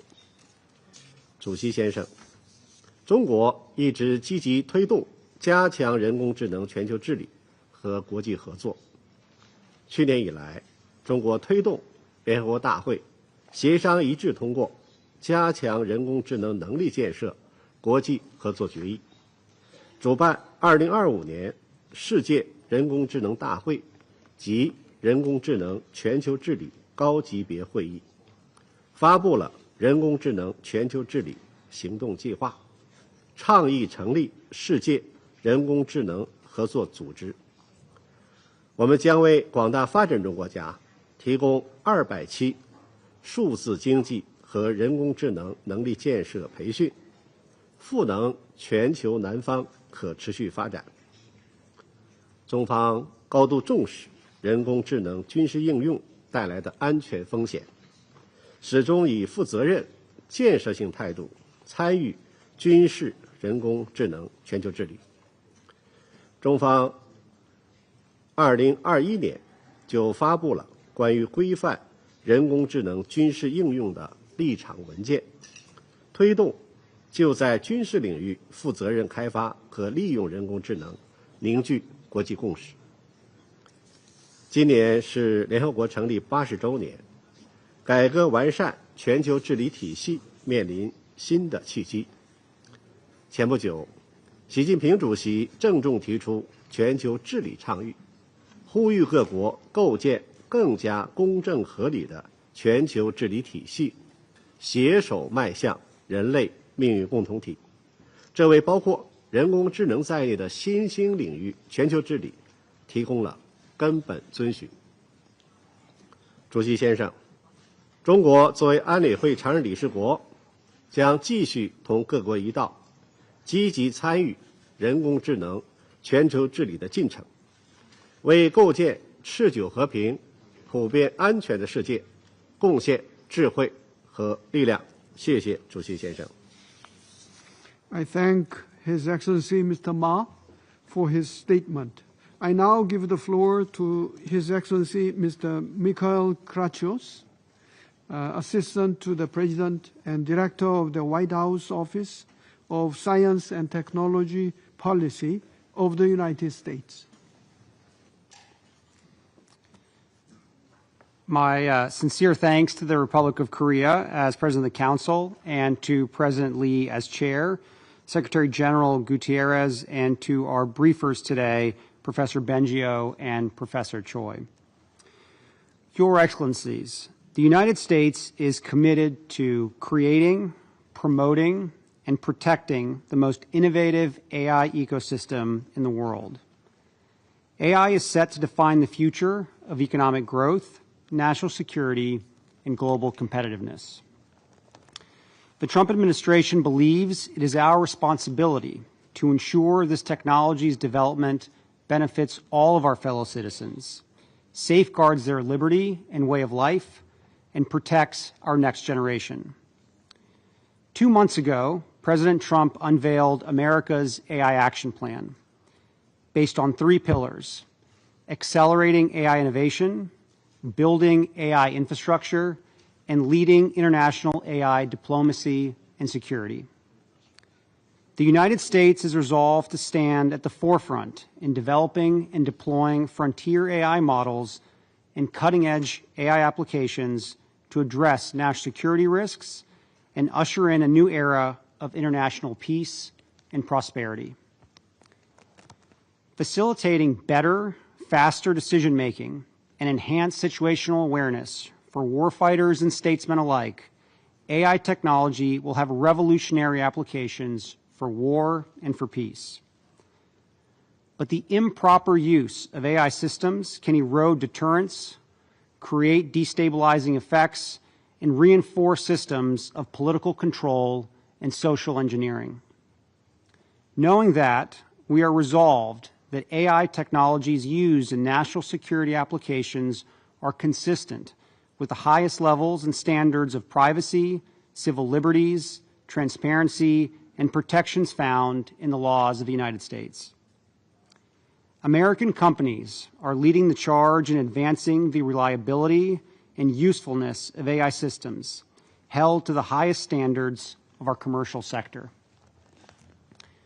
We totally reject all efforts by international bodies to assert centralized control and global governance of AI.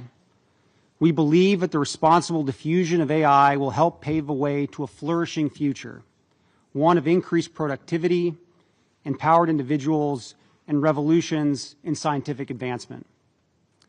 The path to this world is not found in bureaucratic management, but in the freedom and duty of citizens, the prudence and cooperation of statesmen, and the independence and sovereignty of nations. We believe broad overregulation incentivizes centralization, stifles innovation, and increases the danger that these tools will be used for tyranny and conquest.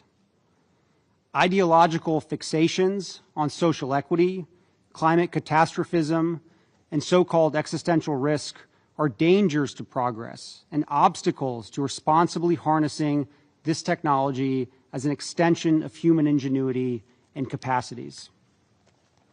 Your Excellencies, the United States is focused on establishing American AI as a global gold standard and enabling allies and trade partners to build their own sovereign AI ecosystems with secure American technology. The President has called for an American AI export program which will support the deployment of full-stack AI technology packages globally. Through deal-making and diplomacy, we can create an AI ecosystem that fosters and promotes mutual prosperity and security. We call on all members of this Council to do the same. Thank you. I thank His Excellency Mr. Kratsios for his statement. I now give the floor to the representative of Denmark. Thank you, Mr. President. First, let me thank the Secretary General for his remarks, as well as the two briefers, Professor Benjo and Professor Choi, for sharing their insights with us. I would also like to express my sincere appreciation to the Republic of Korea for convening us today and for the tireless efforts in the AI domain. Mr. President, the unprecedented speed of AI innovation has brought about new opportunities for sustainable development, human rights, and peace and security. But we have also seen that AI carries significant risks, especially if not managed or used properly. AI exacerbates the security threats we face, for example, when it amplifies mis- and disinformation campaigns or malicious cyber activities. These threats do not only destabilize societies and jeopardize democracies, but also undermine the legitimacy and efforts of UN peacekeepers. AI operates in the virtual space, but it can put real people at real risk. We need to mitigate those risks and counter abuse and misuse, and we need to do so quickly. Together, we must ensure that AI benefits all of us. We must work against widening digital divides and against the potential of AI to cause damage and conflict. Mr. President, Denmark's main priority is to ensure safe and trustworthy AI that is used in compliance with international law, in particular international humanitarian law and international human rights law. This includes AI-enabled weapons. Responsibility and accountability cannot be delegated to machines. Human oversight and human control in decision-making is required. In this regard, Denmark is encouraged by continued deepening of international cooperation in relation to AI. We support the creation of a cohesive global framework for AI governance, and Denmark has also endorsed the Paris Declaration on maintaining human control in AI-enabled weapon systems. We call for a particular focus on accountability, as well as on a multi-stakeholder approach that involves civil society, technical experts, industry, and academia alike. Mr. President, AI technologies can bolster the UN's capabilities in multiple ways. For example, by detecting and addressing cyber threats, monitoring the implementation of sanction regimes, and countering mis- and disinformation and hate speech. AI has the potential to enhance the safety and operational effectiveness of UN peace operations and support remote monitoring of ceasefire agreements. This is particularly important on the ground, where UN peace operations work under difficult and dangerous circumstances to implement the mandates adopted by this Council. AI models can process data from satellites, drones, and sensors in real time to monitor movement of troops, vehicles, and artillery, and issue automated alerts. Instead of relying on manual reports, UN staff can respond more quickly with decision-making supported by technology. These opportunities of AI cannot be realized without decisive action and commitment. We must ensure that AI technologies are developed, deployed, and managed responsibly. Mr. President, to conclude, Denmark stands ready to contribute to ensure that AI systems remain safe, secure, and trustworthy. We welcome the engagement of this Council, and we look forward to further considerations on how AI systems can be leveraged by the UN to advance international peace and security. I thank you. I thank the representative of Denmark for her statement. I now give the floor to the representative of the Russian Federation. Спасибо, господин председатель. Благодарим Антонио Гутерреша и докладчиков за вклад в нашу дискуссию. Сегодня искусственный интеллект – это не только модная тема, о которой кто только не рассуждает, но и прежде всего залог успешного технологического развития, экономического и общественного прогресса, а также важнейший элемент безопасности любого государства. Технологии искусственного интеллекта находят применение в политической, социальной, экономической и оборонной сферах. Однако при всем этом данная технология содержит и серьезнейшие риски и становится новым элементом, который может повлиять на устойчивость всей системы международных отношений. Наработки на основе искусственного интеллекта способны воздействовать на общественное мнение, результаты выборов через распространение новостей, публикаций и фейков в социальных сетях, а также влиять на работу критически важной инфраструктуры других государств. При всем этом давайте честно признаем, что всех рисков, связанных с искусственным интеллектом, никто в мире до конца не понимает, и этот момент нельзя игнорировать. Начну с позитива. Искусственный интеллект, вне всякого сомнения, обладает значительным потенциалом для содействия экономическому развитию. Согласно ряду оценок, при сохранении текущих темпов роста индустрия искусственного интеллекта способна внести до $15,7 триллиона в мировую экономику к 2030 году. Кроме того, искусственный интеллект может оказывать влияние на достижение целей устойчивого развития. Соответствующие приложения уже разрабатываются и внедряются для решения задач в сферах, связанных с изменением климата и здравоохранением. Одна из ключевых особенностей искусственного интеллекта – его способность влиять на занятость. По прогнозам Международного валютного фонда, искусственный интеллект способен поглотить почти 40% рабочих мест по всему миру, заменяя человеческие ресурсы и дополняя их. В результате страны с развитой экономикой получат большие возможности использовать его преимущества по сравнению со странами с формирующимся рынком и развивающимися странами, усугубляя цифровое неравенство и без того высокий дисбаланс в мировом развитии, что может привести к социальной напряженности и новым конфликтам. Поскольку плюсы от использования искусственного интеллекта и бонусы от внедрения его в самых передовых форм нам всем очевидны, так называемая гонка искусственного интеллекта, стремление опередить геополитических оппонентов путем быстрого расширения границ технологии, которая до конца неизвестна и неконтролируема, без соразмерных усилий по обеспечению безопасности искусственного интеллекта для всех акторов, вполне может, как и гонка вооружений, нести в себе экзистенциальный риск для дальнейшего существования человечества. И это не единственная потенциальная угроза, связанная с развитием искусственного интеллекта. Поэтому неудивительно, что число тех, кто видит в искусственном интеллекте прежде всего новые возможности, сопоставимо с теми, кто усматривает в нем в первую очередь потенциальные угрозы. В любом случае, рискну предположить, что равнодушных к данной проблеме сегодня в мире практически нет, и она предсказуемо становится предметом обсуждения на различных политических и экспертных площадках. Совет Безопасности ООН здесь не исключение. Однако мы убеждены в том, что у разговора на данную тему в рамках данного ключевого органа ООН, призванного заниматься вопросами международного мира и безопасности, есть очевидные ограничители.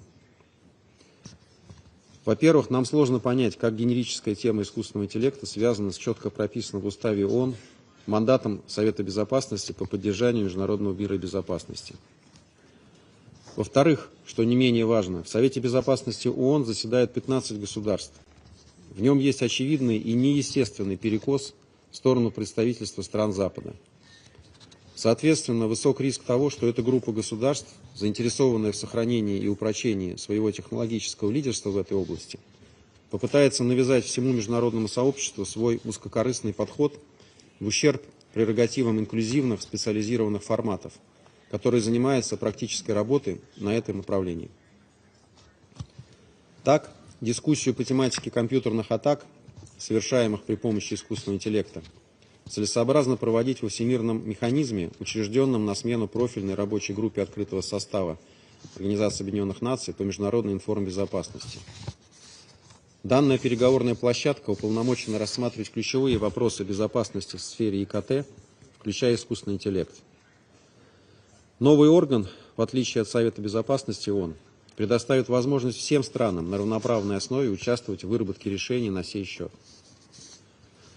Если речь о военных аспектах применения искусственного интеллекта, для этого тоже существуют многосторонние и инклюзивные профильные площадки. В первую очередь, группа правительственных экспертов по смертоносным автономным системам вооружений, функционирующая в рамках Конвенции о негуманном оружии, а также комиссия ООН по разоружению. К слову, на данных площадках еще лишь предстоит выработать общее понимание по самым базовым вопросам, даже по терминологическому аппарату. Думаю, все мы понимаем, что на этом фоне перенос в другие форматы, тем более на площадку Совета Безопасности, дискуссии по столь чувствительным вопросам, не говоря уже о рассмотрении влияния технологий искусственного интеллекта на другие нераспространенческие и разоруженческие аспекты, по меньшей мере преждевременны. Господин председатель, прошу не проецировать нашу позицию в отношении Совета Безопасности и искусственного интеллекта на всю Организацию Объединенных Наций. Мы считаем, что наша всемирная организация может и должна сыграть координирующую роль в вопросах развития искусственного интеллекта в противовес различным неинклюзивным и временным форматам с политизированной повесткой. При этом ключевым для нас является выход на универсальные договоренности при главенствующей роли государств и на основе равноправного диалога между ними. Разумеется, при должном учете всех законных интересов участников переговорного процесса. К сожалению, упомянутые мною государства не только пытаются, как я уже сказал, увеличить свой технологический отрыв от государств глобального юга в области искусственного интеллекта, но и организуют неинклюзивные саммиты по ответственному применению искусственного интеллекта в военных целях, которые носят деструктивный характер. Я имею в виду, в частности, Сеульский саммит по искусственному интеллекту к 2024 году, ограниченный келейный формат, на который не пригласили большинство развивающихся стран. В этом же ряду конференции в Блечле в 2023 году и Париже в 2025 году. Данные мероприятия и принимаемые по их итогам документы не учитывают мнение всех заинтересованных сторон и не могут рассматриваться как основа для дальнейшей работы, которая бы отражала общее понимание данной тематики. Благородная цель, якобы направленная на предупредительную разработку ответственного регулирования искусственного интеллекта, является такой лишь на словах. На поверку оказывается, что навязываемая система регулирования опасна и вредна, поскольку прямо предусматривает разделение применения технологий искусственного интеллекта на хорошее и плохое. Тут-то и кроется главный вопрос, а кто будет определять, какое использование ответственное, а какое нет? Получается, что это та самая узкая группа стран без подключения подавляющего большинства государств-членов ООН. Попытки застолбить на уровне Совета Безопасности некие правила и установки отдельных государств, равно как и подменить ими международно-правовые инструменты, в том числе посредством продвижения неинклюзивных форматов и коалиций, едва ли приблизит нас к формированию общих подходов к тематике искусственного интеллекта, включая его военные аспекты.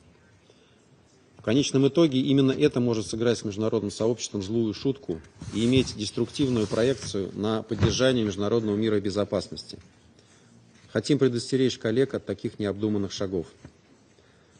Наша позиция остается неизменной.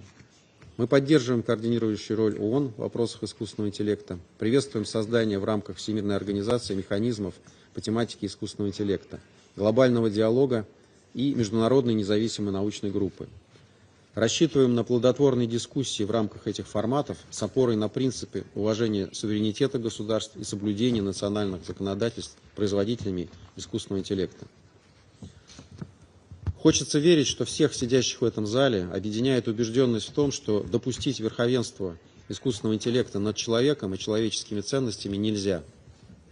Со своей стороны готовы продолжать предметную, равноправную и взаимоуважительную работу по всем аспектам искусственного интеллекта на любых профильных инклюзивных площадках с целью выхода на устраивающее всех решение данной задачи и максимального использования выгод от внедрения искусственного интеллекта для всех государств планеты. Благодарю за внимание. I thank the representative of the Russian Federation for the statement. I now give the floor to the representative of France. Monsieur le Président, je voudrais d'abord remercier la République de Corée pour l'initiative de ce débat ouvert. Je voudrais également remercier le secrétaire général des Nations Unies pour ses remarques en complément du rapport écrit, ainsi que les intervenants, donc M. Benjo et Mme Choi, pour leurs éclairages sur le sujet du débat d'aujourd'hui.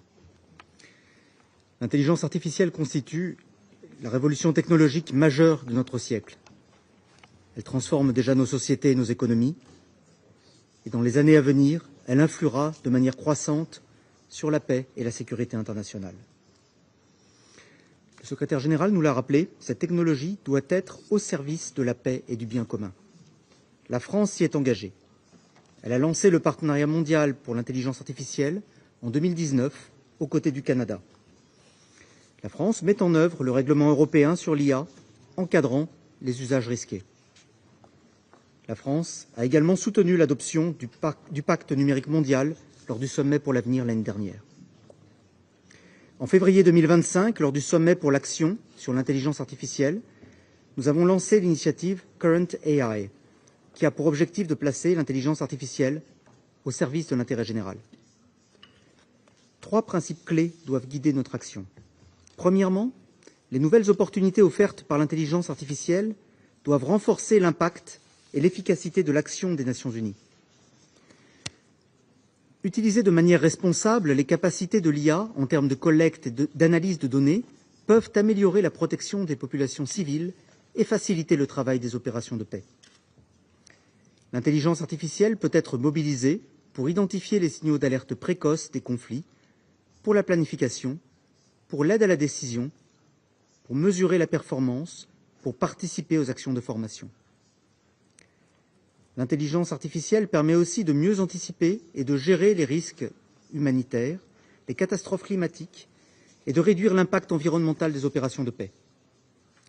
C'est pourquoi la France soutient la modernisation des outils au service du maintien de la paix, qu'il s'agisse de plateformes d'aide à la décision comme UniteAware ou de systèmes d'alerte précoce en Afrique dans le cadre du projet Silencing the Guns et le recours à l'IA à cette fin.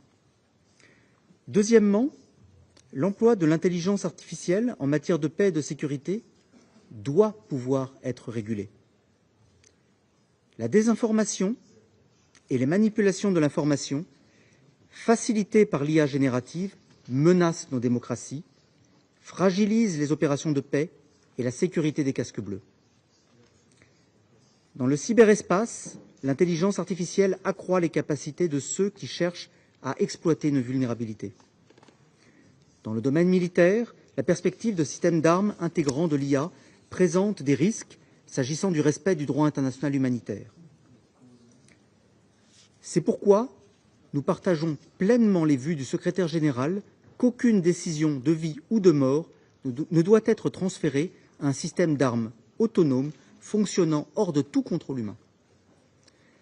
Pour bâtir un futur instrument de régulation internationale des systèmes d'armes létaux autonomes, la France restera engagée au sein du groupe d'experts gouvernementaux dédiés à ce sujet, dont les travaux devront continuer en 2026. Aux Nations Unies, conformément à la résolution de l'Assemblée générale 79-239, portée par la République de Corée et adoptée en décembre dernier, nous devons continuer à évaluer collectivement les conséquences de l'application de l'intelligence artificielle dans le domaine militaire. Dans d'autres enceintes, la France continuera les travaux conduits par l'Union européenne et le Conseil de l'Europe, mais aussi par la Corée et les Pays-Bas lors des sommets sur l'usage responsable de l'IA dans le domaine militaire. Troisièmement, nous devons promouvoir une gouvernance autour de l'IA qui soit inclusive, multilatérale et respectueuse des droits fondamentaux. La fragmentation linguistique serait synonyme de nouvelles inégalités dans le monde. La fragmentation normative serait synonyme de concurrence entre modèles rivaux et creuserait les fractures numériques. Une telle perspective n'est souhaitable pour aucun État. Une architecture de gouvernance commune doit être bâtie, fondée sur le droit international et le respect des droits de l'homme. C'est pourquoi la France soutient la mise en œuvre rapide du panel scientifique indépendant et du dialogue mondial prévu par le Pacte numérique mondial des Nations Unies. Dans la continuité du sommet de Paris pour l'action sur l'IA, une intelligence artificielle de confiance, inclusive et soutenable sur le plan environnemental doit pouvoir être développée. Nous partageons la vue de plusieurs de nos partenaires que le Conseil de sécurité a un rôle spécifique à jouer. Il doit le faire en cohérence avec les autres processus en cours, aux Nations Unies ou ailleurs, en apportant une valeur ajoutée sur les enjeux relevant de son mandat, qu'il s'agisse de prévention des conflits, de maintien de la paix ou de consolidation de la paix. Monsieur le Président, pour conclure, la France appelle à une mobilisation collective pour que l'intelligence artificielle demeure un outil au service de la paix, du développement durable et des droits de l'homme. Nous devons agir ensemble pour que cette révolution technologique soit synonyme de progrès partagé au service de tous et non de nouvelles divisions. La France continuera d'apporter sa pleine contribution à cet effort commun. Je vous remercie. Merci beaucoup. I thank the representative of France for the statement. I now give the floor to His Excellency Mr. Karol Nawrocki, President of Poland. President, ladies and gentlemen, thank you for this debate. Artificial intelligence is no longer a laboratory experiment. It is a tool used by millions of people around the world every day in all areas of our life, including national security. Today, our security is threatened not only by tanks and missiles, but also cyber attacks, disinformation campaigns, the use of so-called deepfakes, and manipulation in the information space. These are also modern weapons, very different from conventional ones. In recent years, Poland, like many others, has become the target of increasingly intense attacks from hostile countries, mainly Russia. We are attacked every day. Let me mention that only last year, over 100,000 confirmed incidents were reported in Poland. Ladies and gentlemen, I believe that AI can be our shield on this new cyber battlefield and give us a real advantage. Poland is not standing on the sidelines of this revolution. We have enormous potential and great examples from our history in which outstanding Polish scientists influenced the fate of the world. Let me recall Polish mathematicians Marian Rejewski, Jerzy Różycki, and Henryk Zygalski. I know that it's very difficult to pronounce it in English, who broke the Enigma code during World War II, combining science, courage, and allied cooperation to protect human lives. Many innovative technology startups are developing in Poland today, creating solutions based on AI. Our research teams and technical universities are involved in international projects and leading global companies. I'm convinced that we must do everything we can to support the development of new technologies, including those that help strengthen our resilience and national security.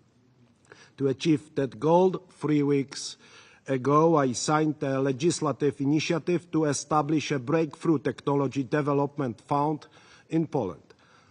Mr. President, ladies and gentlemen, in Poland we are fully aware that for artificial intelligence to truly serve peace and global development, it must be based on much more than just technology. It must be based on transparent principles consistent with human ethics and international regulations.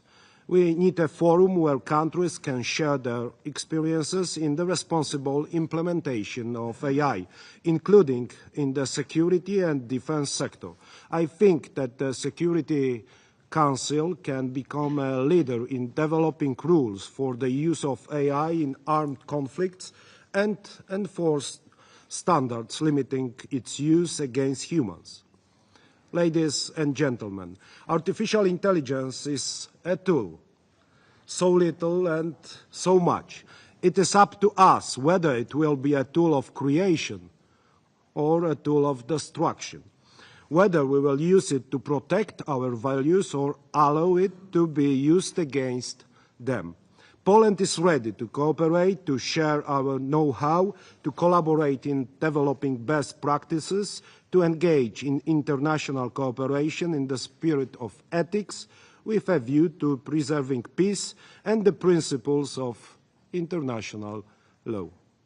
Thank you very much for your attention. I thank His Excellency Mr. Navrotsky for the statement. I now give the floor to His Excellency Mr. Marcelo Rebelo de Sousa, President of Portugal. Thank you, Mr. President. Excellencies, this is a crucial and timely debate. Artificial intelligence develops faster than our capacity to assess its impact. Its integration into the military domain has particularly profound implications. If misused, it threatens global stability, undermines trust between states, and jeopardizes international humanitarian law. This is namely the case with autonomous weapon systems. Human control, decision and accountability must be at the heart of the use of force. It is a moral, ethical, and legal responsibility that cannot and should not be delegated. This is why Portugal strongly supports the Secretary General's recommendation for an international treaty banning lethal autonomous weapon systems. Excellencies, we believe results are better achieved through cooperation. With Canada, Portugal co-chairs the Working Group on Accountability, following the political declaration on the responsible military use of AI.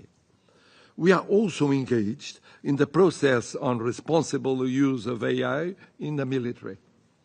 Finally, we are investing in digital training so that the benefits of AI reach all regions on an equal footing. The UN Portugal Digital Fellowship Capacity Building Programme is the latest example.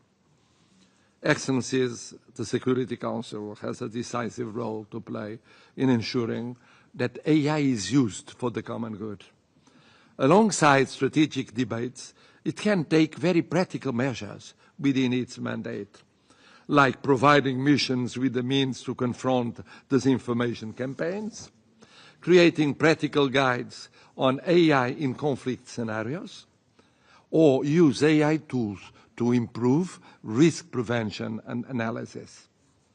Excellencies, innovation must be at the service of humanity, never against it. Artificial intelligence must be an ally of peace, security, and dignity of all citizens. Portugal is fully committed to this common goal, always faithful to the United Nations Charter. Thank you very much for your attention.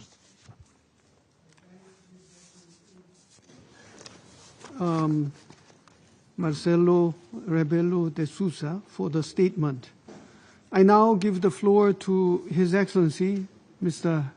Aidarus Kasem Abdulaziz Al Jubaidi, Vice President of Yemen. شكرا سيدي الرئيس. بسم الله الرحمن الرحيم.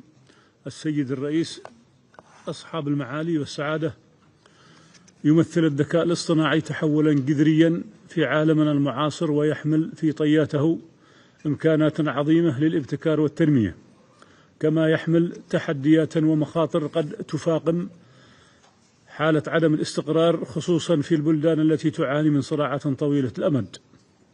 لقد عانى شعبنا لعقود من التهميش والصراعات والقمع، وحال من عدم الاستقرار لعقود كان آخرها ما قامت به ميليشيات الحوثي الإرهابية المدعومة من إيران، ورأينا كيف يمكن توظيف الذكاء الاصطناعي كأداة لصالح الحوثيين للتضليل الإعلامي والحملات الدعائية المعقدة، وتقضية مساعي إيران لنشر أنظمة أسلحة ذاتية التشغيل وتهديد للأمن والاستقرار. إن الذكاء الاصطناعي سلاح ذو حدين، فبدون حوكمة ورشيدة قد يتحول إلى أداة بيد الجماعات الإرهابية لتهديد الأمن الإقليمي والدولي، وفي المقابل نؤمن إنه إذا ما استخدم بمسؤولية سيسهم في بناء السلام وتعزيز الحكم الرشيد وتمكين المجتمعات من إعادة بناء مؤسساتها وخدماتها الأساسية. السيد الرئيس، يجب ألا يختزل التعامل مع الذكاء الاصطناعي باعتباره مسألة تقنية بحتة، بل هو قضية سيادة وكرامة للشعوب، فإذا تحكمت به أطراف خارجية فسيهدد استقرارنا الهش، أما إذا استخدم بمسؤولية فسيدعم تمكين الحكم المحلي ويوفر أدوات إنذار مبكر تقي من النزاعات ويعزز المرونة الاقتصادية. ولتحقيق الاستفادة القصوى من الذكاء الاصطناعي ينبغي مراعاة 4 أولويات. أولا، التنمية. يمكن للذكاء الاصطناعي أن يساعد الدول التي تعاني من الحروب مثل اليمن على إعادة بناء خدماتها الأساسية في الصحة والتعليم والطاقة وإدارة المياه، كما يمكن لتقنياته في الزراعة والتنبؤات المناخية أن تسهم في تعزيز التكيف مع التحديات البيئية التي تزيد من حدة عدم الاستقرار. ثانيا، السلام والأمن المحلي. إن توظيف الذكاء الاصطناعي لتعزيز السلام أمر مهم في بلادي، من الممكن أن يتم ذلك من خلال مراقبة وقف إطلاق النار والكشف عن تدفق الأسلحة غير المشروعة وتعزيز جمع المعلومات مفتوحة المصدر حول تحركات الميليشيات الحوثية الإرهابية وشبكاتها الدعائية، كما إنه إذا ما استخدم بشكل رشيد فسيعزز ثقة المجتمعات في مؤسساتها المحلية ويطمئن المانحين بأن مساعداتهم تصل لمستحقيها. ثالثا، السلام والأمن الإقليمي والدولي. إن الاستخدام المسؤول للتكنولوجيا المتقدمة والذكاء الاصطناعي له علاقة مباشرة بالسلام والأمن الإقليمي والدولي، ولقد رأينا كيف أن حصول ميليشيات الحوثي على هكذا تكنولوجيا قد خلق تأثيرا مباشرا على الحالة الأمنية في المنطقة، والتي تمثلت في استهداف ممرات الملاحة البحرية والاقتصاد العالمي وإمدادات الطاقة والأعيان المدنية في الإقليم. لذلك فإن خطورة امتلاك هذا التكنولوجيا بأيدي غير مأمونة وغير شرعية وإرهابية سيؤدي إلى إذكاء الصراع والتصعيد بطريقة قد لا يتم السيطرة عليها مستقبلا. ومن هذه الحقيقة ننطلق بالقيام بدورنا في تثبيت الأمن والاستقرار، بداية توضيح هذه التجربة وانتهاء بتحويلها إلى واقع من التنسيق والتعاون المشترك بيننا في مجلس القيادة الرئاسي والتحالف العربي والمجتمع الدولي، وذلك وفقا واستراتيجية الردع التي أقريناها في مجلس القيادة الرئاسي. رابعا، تحقيق العدالة ومبادئ ميثاق الأمم المتحدة.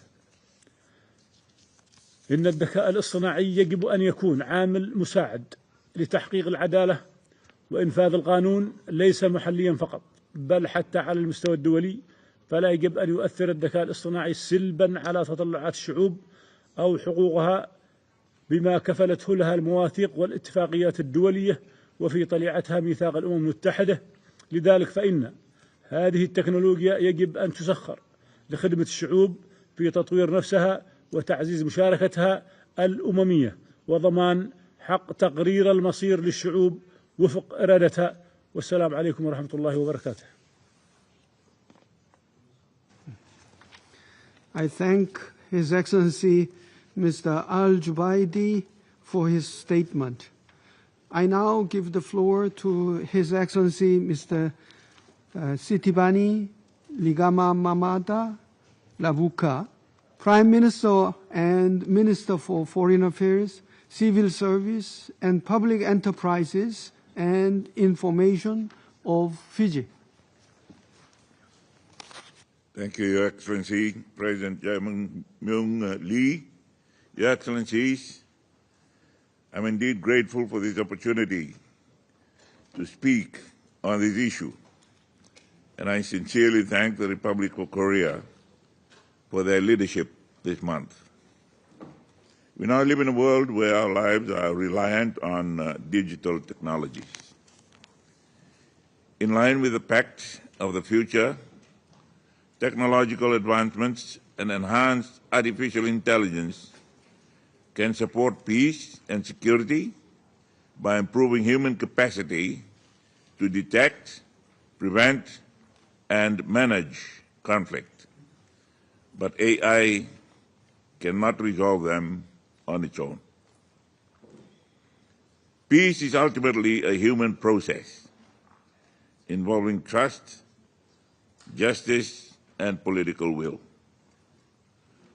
AI is a digital tool, not a solution in itself. AI can analyze conflict prevention and early warning for timely intervention by governments and organizations. AI strengthens defenses against cyber attacks and the spread of disinformation. It can also detect online hate speech or extremist recruitment. In conflict zones, including in states affected by climate change and natural disasters, AI enhances the mapping and location of displaced populations.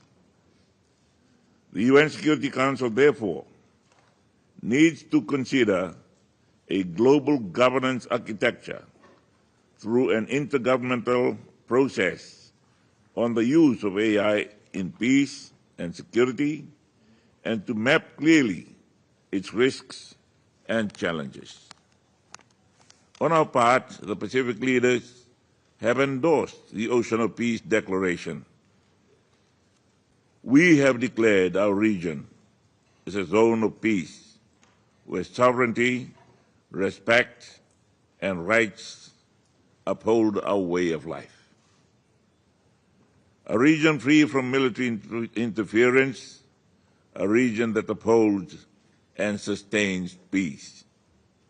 In closing, I cannot overemphasize the need for the United Nations Security Council to act in an inclusive process to examine the potential that AI has to offer, including its risks in peace and security.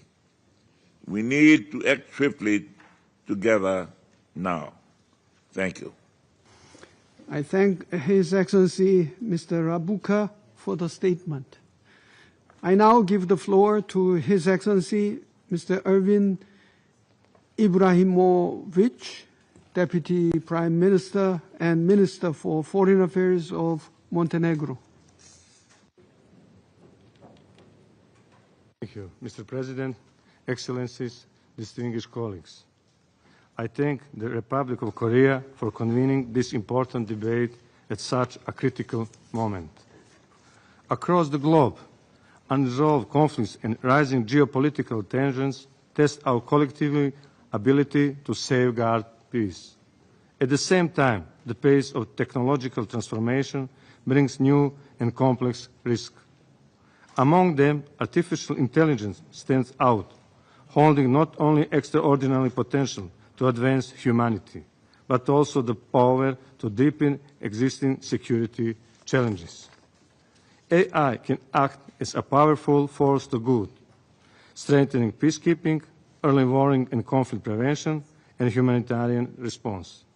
Yet, in the wrong hands or without proper safeguards, it can be weaponized to spread disinformation, enable cyber attacks, or even design novel weapons. Montenegro is fully aware of both risks and opportunities that AI brings. By the end of this year, we will finalize our first national strategy for AI. It will provide a comprehensive framework for the responsible development and use of this technology. As a future member of the EU, we will strive to align it with the highest standards of the EU AI Act. Mr. President, raising awareness of risk must go hand in hand with unlocking the potential of AI for innovation, security, and sustainable development. This requires global accountability and strong partnership. The private sector, as the primary driver of technological advancement, must be a key partner in building safe, transparent, and human-centered AI solutions. International cooperation is also necessary. The Security Council has a distinct role to play in ensuring that AI contribution to peace and security rather than undermine them. We encourage collective effort to establish norms and guidelines, foster trust and transparency, and ensure that all countries benefit from this technology in a safe and responsible manner. In this regard, Montenegro welcomes the launch of the Global Dialogue on AI Governance. Considering its rapid advancement, including the future artificial general intelligence, we see it is a unique, inclusive platform that brings together multi-stakeholders to advance collective approaches in line with Global Digital Compact. In closing, allow me to reaffirm Montenegro's readiness to contribute constructively to this effort. If we don't act responsibly today, we risk handing future generations a technology that divides rather than unites. But if we act together, AI can become a force for peace, not a danger. Thank you. I thank His Excellency Mr. Abraham Mobi for the statement.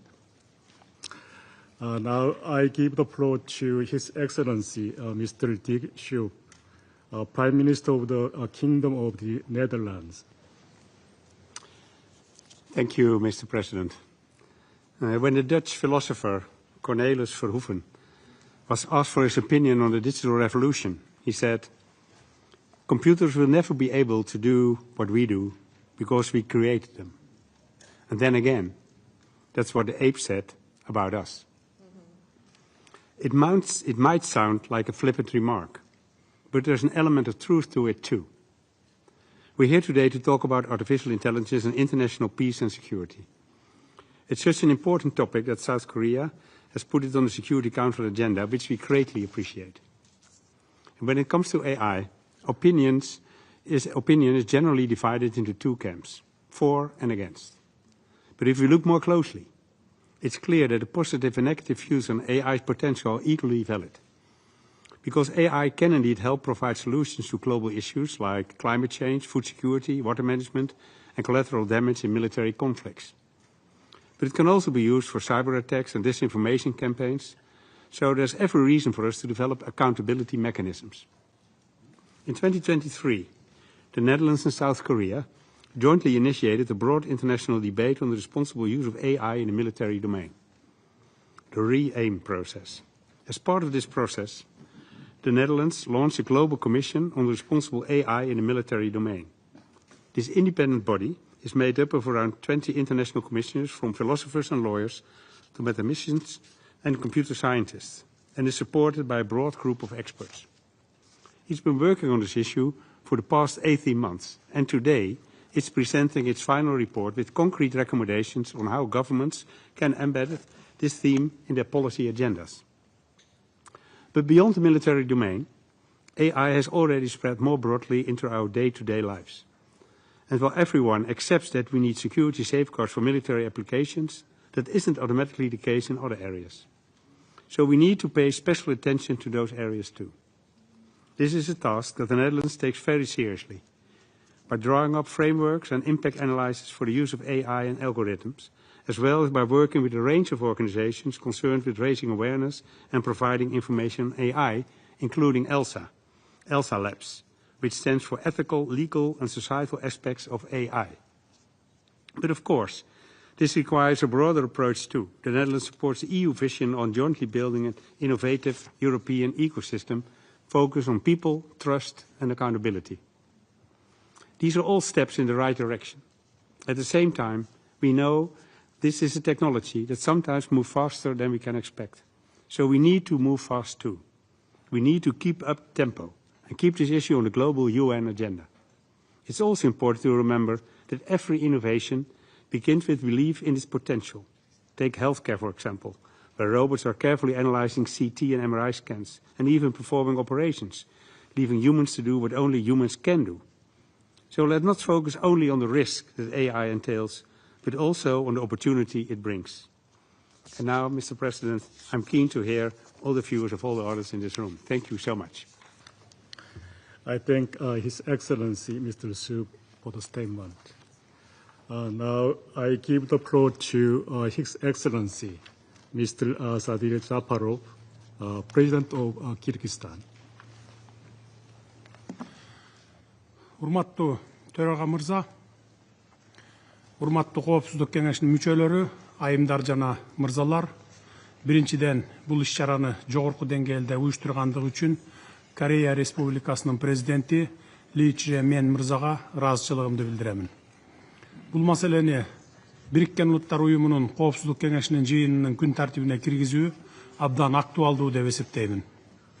Жыйындын урматтуу катышуучулары, азыркы тапта Кыргызстан жасалма интеллект технологияларын мамлекеттик башкарууга жана экономиканын негизги секторларына киргизүүнүн үстүндө жигердүү иштеп жатат.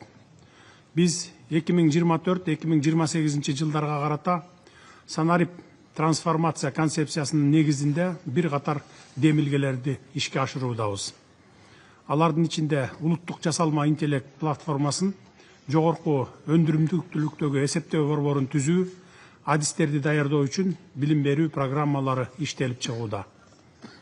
Бул багытта Кыргызстан Шанхай кызматташтык уюмунун демилгелерине катышып, Борбор Азия жана көз карандысыз мамлекеттер шериктештигине мүчө мамлекеттер менен биргелешкен долбоорлорду талкуулоодо. Урматтуу төрага мырза, жасалма интеллект 21-кылымдын эң алгачкы жана трансформациялык технологиялардын бири болуп баратат. Ал биздин жашоо турмушубуздун бардык тармактарына таасир этүүдө. Ошону менен бирге жасалма интеллектке байланыштуу жаңы чакырыктарды да четке кага албайбыз. Алардын ичинде жасалма интеллектти аскердик максаттарга колдонуу, автономдуу курал системаларын өндүрүү жана иштеп чыгуу, кибер коопсуздукка жана дезинформацияларга байланышкан коркунучтар бар. Бул тобокелдиктер эл аралык коомчулуктун ишенимине доо кетирет, стратегиялык туруктуулукка коркунуч жаратат жана жаңы жаңжалдардын чыгышына алып келиши толук мүмкүн. Кыргызстан бул технологияны тынычтык, чыр-чатактарды алдын алуу жана адам өмүрүн коргоо максаттарына гана кызмат кылат деген бекем ишеничтебиз. Ушундан улам жасалма интеллектти жоопкерчилик менен пайдалануу боюнча эл аралык стандарттарды жана эрежелерди иштеп чыгууга чакырабыз. Жаңы технологиялардын артыкчылыктары жалгыз эле өнүккөн өлкөлөргө гана эмес, бардык мамлекеттерге, өнүгүп келе жаткан өлкөлөргө да жеткиликтүү болушу өтө маанилүү. Урматтуу кесиптештер, Кыргызстан 2027-2028 жылдарга Бириккен Улуттар Уюмунун Коопсуздук кеңешинин туруктуу эмес мүчөлүгүнө өз талапкерлигин коюп жатат. Эгерде биз Коопсуздук кеңешине шайланып калсак, анда жасалма интеллекти тынычтык жолунда гана колдонуу боюнча аракеттерге өз салымыбызды кошууга жана биргелешкен демилгелерди активдүү илгерилетүүгө даяр экендигибизди билдирем. Көңүл бурганыңыздар үчүн рахмат. I thank His Excellency Mr. Japarov for the statement. Now I give the floor to His Excellency Mr. Abdullah Ben Mellouk, General Director of Multilateral Issues of Morocco. Merci, Monsieur le Président. Mon ministre des Affaires étrangères a été retenu dans une autre réunion. Je vais donner lecture de cette déclaration en son nom. Monsieur le Président, Excellences, Mesdames et Messieurs, permettez-moi de remercier la République de Corée, président du Conseil de sécurité, pour la tenue de ce débat opportun sur l'intelligence artificielle comme outil pour préserver la paix et la sécurité internationale. Nous abordons cette discussion à un moment où les avancées technologiques rapides liées à l'intelligence artificielle transforment profondément les dynamiques de sécurité mondiale. Certes, l'intelligence artificielle peut s'avérer être une force de perturbation. Cependant, lorsqu'elle est utilisée de manière responsable, elle offre d'énormes opportunités. Le Royaume du Maroc est convaincu des potentiels transformateurs de l'intelligence artificielle comme outil contribuant au renforcement des efforts de prévention, de maintien et de consolidation de la paix. En tant que nation engagée en faveur de la paix, la stabilité et le progrès technologique responsable, le Maroc souhaiterait souligner 4 points. Premièrement, nous devons investir dans des systèmes d'intelligence artificielle capables de détecter les signes avant-coureurs d'instabilité, en particulier dans les régions les plus fragiles, car la détection précoce permet de prévenir les conflits et de sauver des vies. Deuxièmement, l'intelligence artificielle doit être exploitée dans la lutte contre la désinformation numérique en détectant les contenus préjudiciables tels que les discours de haine, la désinformation et l'incitation à la violence. Cela est particulièrement important dans les zones de déploiement des opérations de maintien de la paix, où de tels discours menacent la capacité de mise en œuvre des mandats ainsi que la sûreté et la sécurité des casques bleus. Troisièmement, nous pouvons et surtout nous devons utiliser les capacités de l'intelligence artificielle pour prévoir et gérer les défis liés à l'environnement, liés à la pénurie d'eau, aux sécheresses et aux perturbations des systèmes agricoles.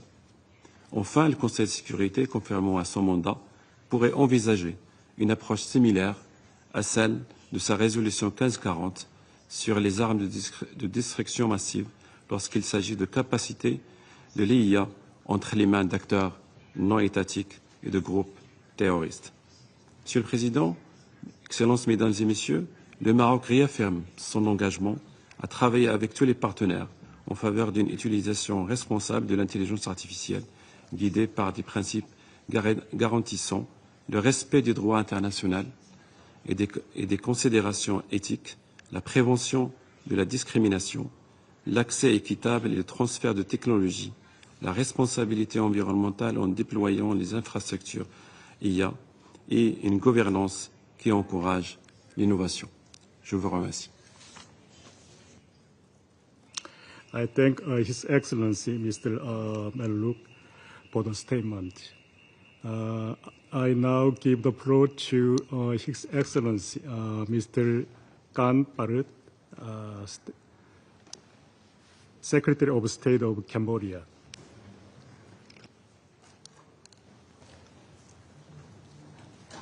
Excellency Lee Jae-myung, President of the Republic of Korea, Excellency, ladies and gentlemen, it is my honor to represent the Royal Government of Cambodia at this important open debate on the implication of artificial intelligence for international peace and security. I wish to commend the Republic of Korea for its remarkable leadership as President of the Security Council for this month, and to express my appreciations to the Secretary General and all briefers for their insightful remarks. Artificial intelligence is no longer an abstract concept. It is already reshaping the global security landscape. AI holds immense promise in peacekeeping, conflict prevention, humanitarian actions, and post-conflict recovery. Yet, its dual-use nature also presents profound risks. Disinformation campaigns, cyber attacks, the development of autonomous weapons, and threat to non-proliferation and human rights. The choice before us is stark. AI can either serve as a catalyst for peace and stability or as multiplier for insecurity and conflict. Excellency President, ladies and gentlemen, in this regard, permit me to highlight the following key points. First, the safe, ethical, and responsible use of AI must be a global priority. Making responsible AI a worldwide priority is not optional. It is a duty that requires urgent and coordinated global action, rooted in law and ethical norms, driven by cooperation and guided by a shared commitment to humanity. Cambodia therefore supports establishing a dedicated UN body on AI under Secretary General to ensure effective governance, protect peace, and promote sustainable development in line with the new agenda for peace. Second, AI should be harnessed for peace. When guided responsibly, it can serve as an early warning mechanism, detect conflict pattern, enhance peace process, and strengthen the protection of civilians in peacekeeping. Cambodia also underscored the importance of making AI as a tool for inclusive governance and recovery, particularly in the Global South. We call upon the UN member states, the private sector, and academia to prioritize capacity building for developing countries to bridge the technological divide. Third, cooperation indispensable.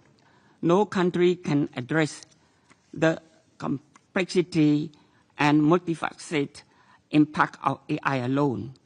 Cambodia supports multilateral efforts, including within the United Nations Security Council, to establish common norms, share best practices, and enhance safeguards to ensure that AI contributes to stability, prosperity, and respect for human dignity. Against this backdrop, Cambodia is in the process to formulating its first national artificial intelligence strategy 2025 to 2030, and it has become the fourth country in Southeast Asia to complete a national artificial intelligence readiness assessment, a UNESCO-led AI readiness assessment RAM. And in line with this national digital economy and society framework 21-25. In conclusion, Cambodia reaffirmed its commitment to working with all member states to shape a future where artificial intelligence promotes peace, security, and humanity.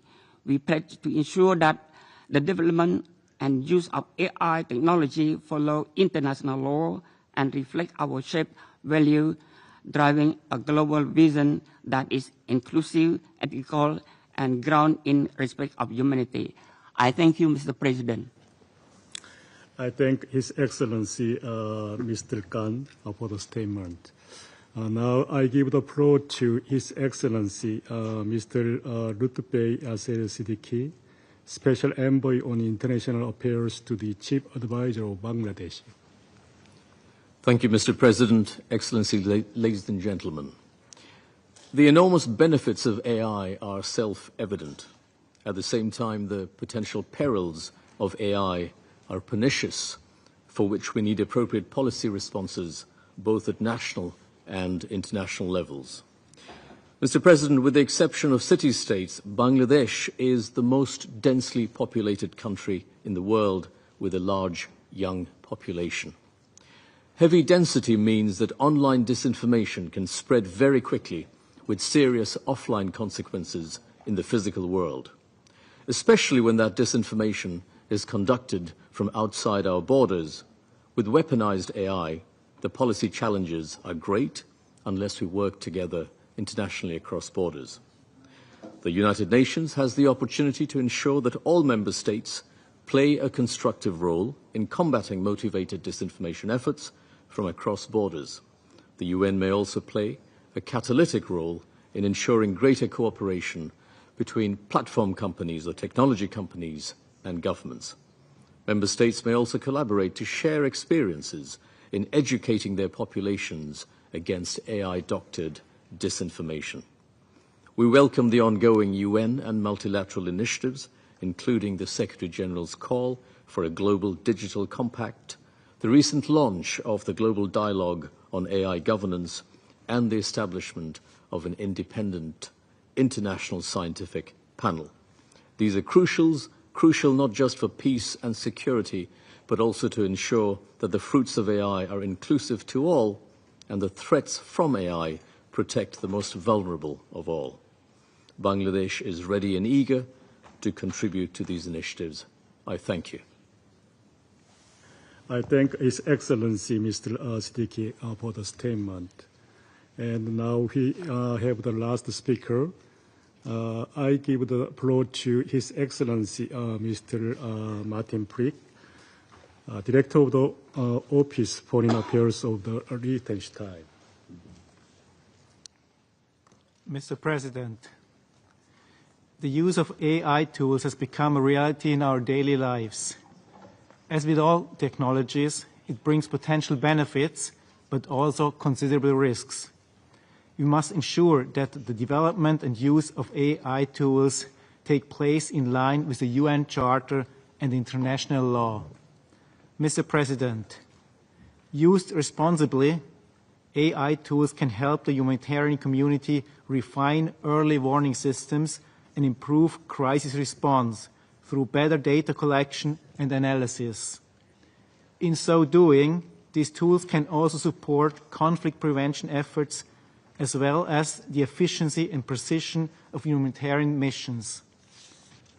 Adhering to international humanitarian law and international human rights law in this context would, in particular, require that such tools are developed, monitored, and implemented in line with principles of transparency, accountability, and inclusivity, for example, with the co-ownership of affected communities. Mr. President, the use of AI tools in warfare has resulted in serious violations of international humanitarian law. For example, AI is increasingly used to automate the process of targeting. With human life at stake, algorithmic bias in these tools can result in ethically and legally unacceptable results, without even the hypothetical prospect of accountability.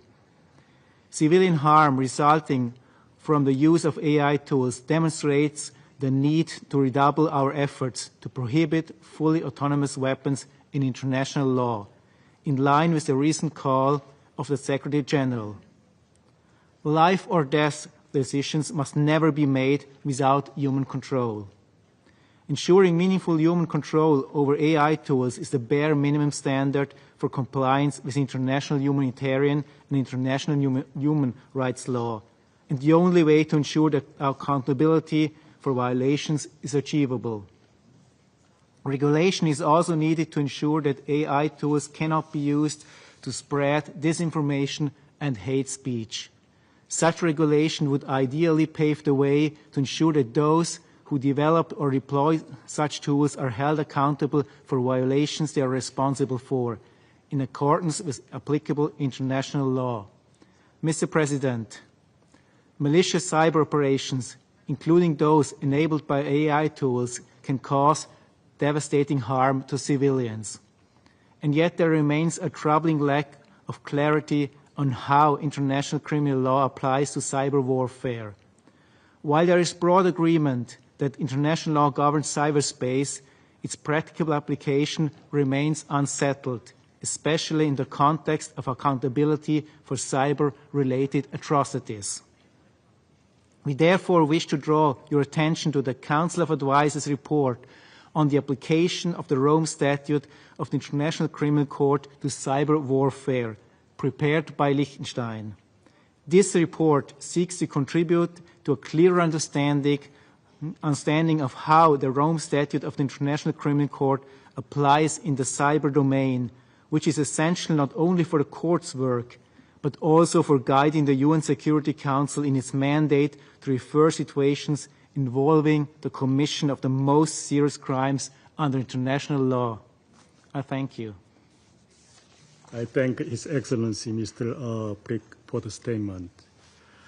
There are still a number of speakers remaining on my list for this meeting. I intend, with the concurrence of members of the Council, to suspend this meeting until tomorrow, 25 September at 3 p.m. This meeting is suspended.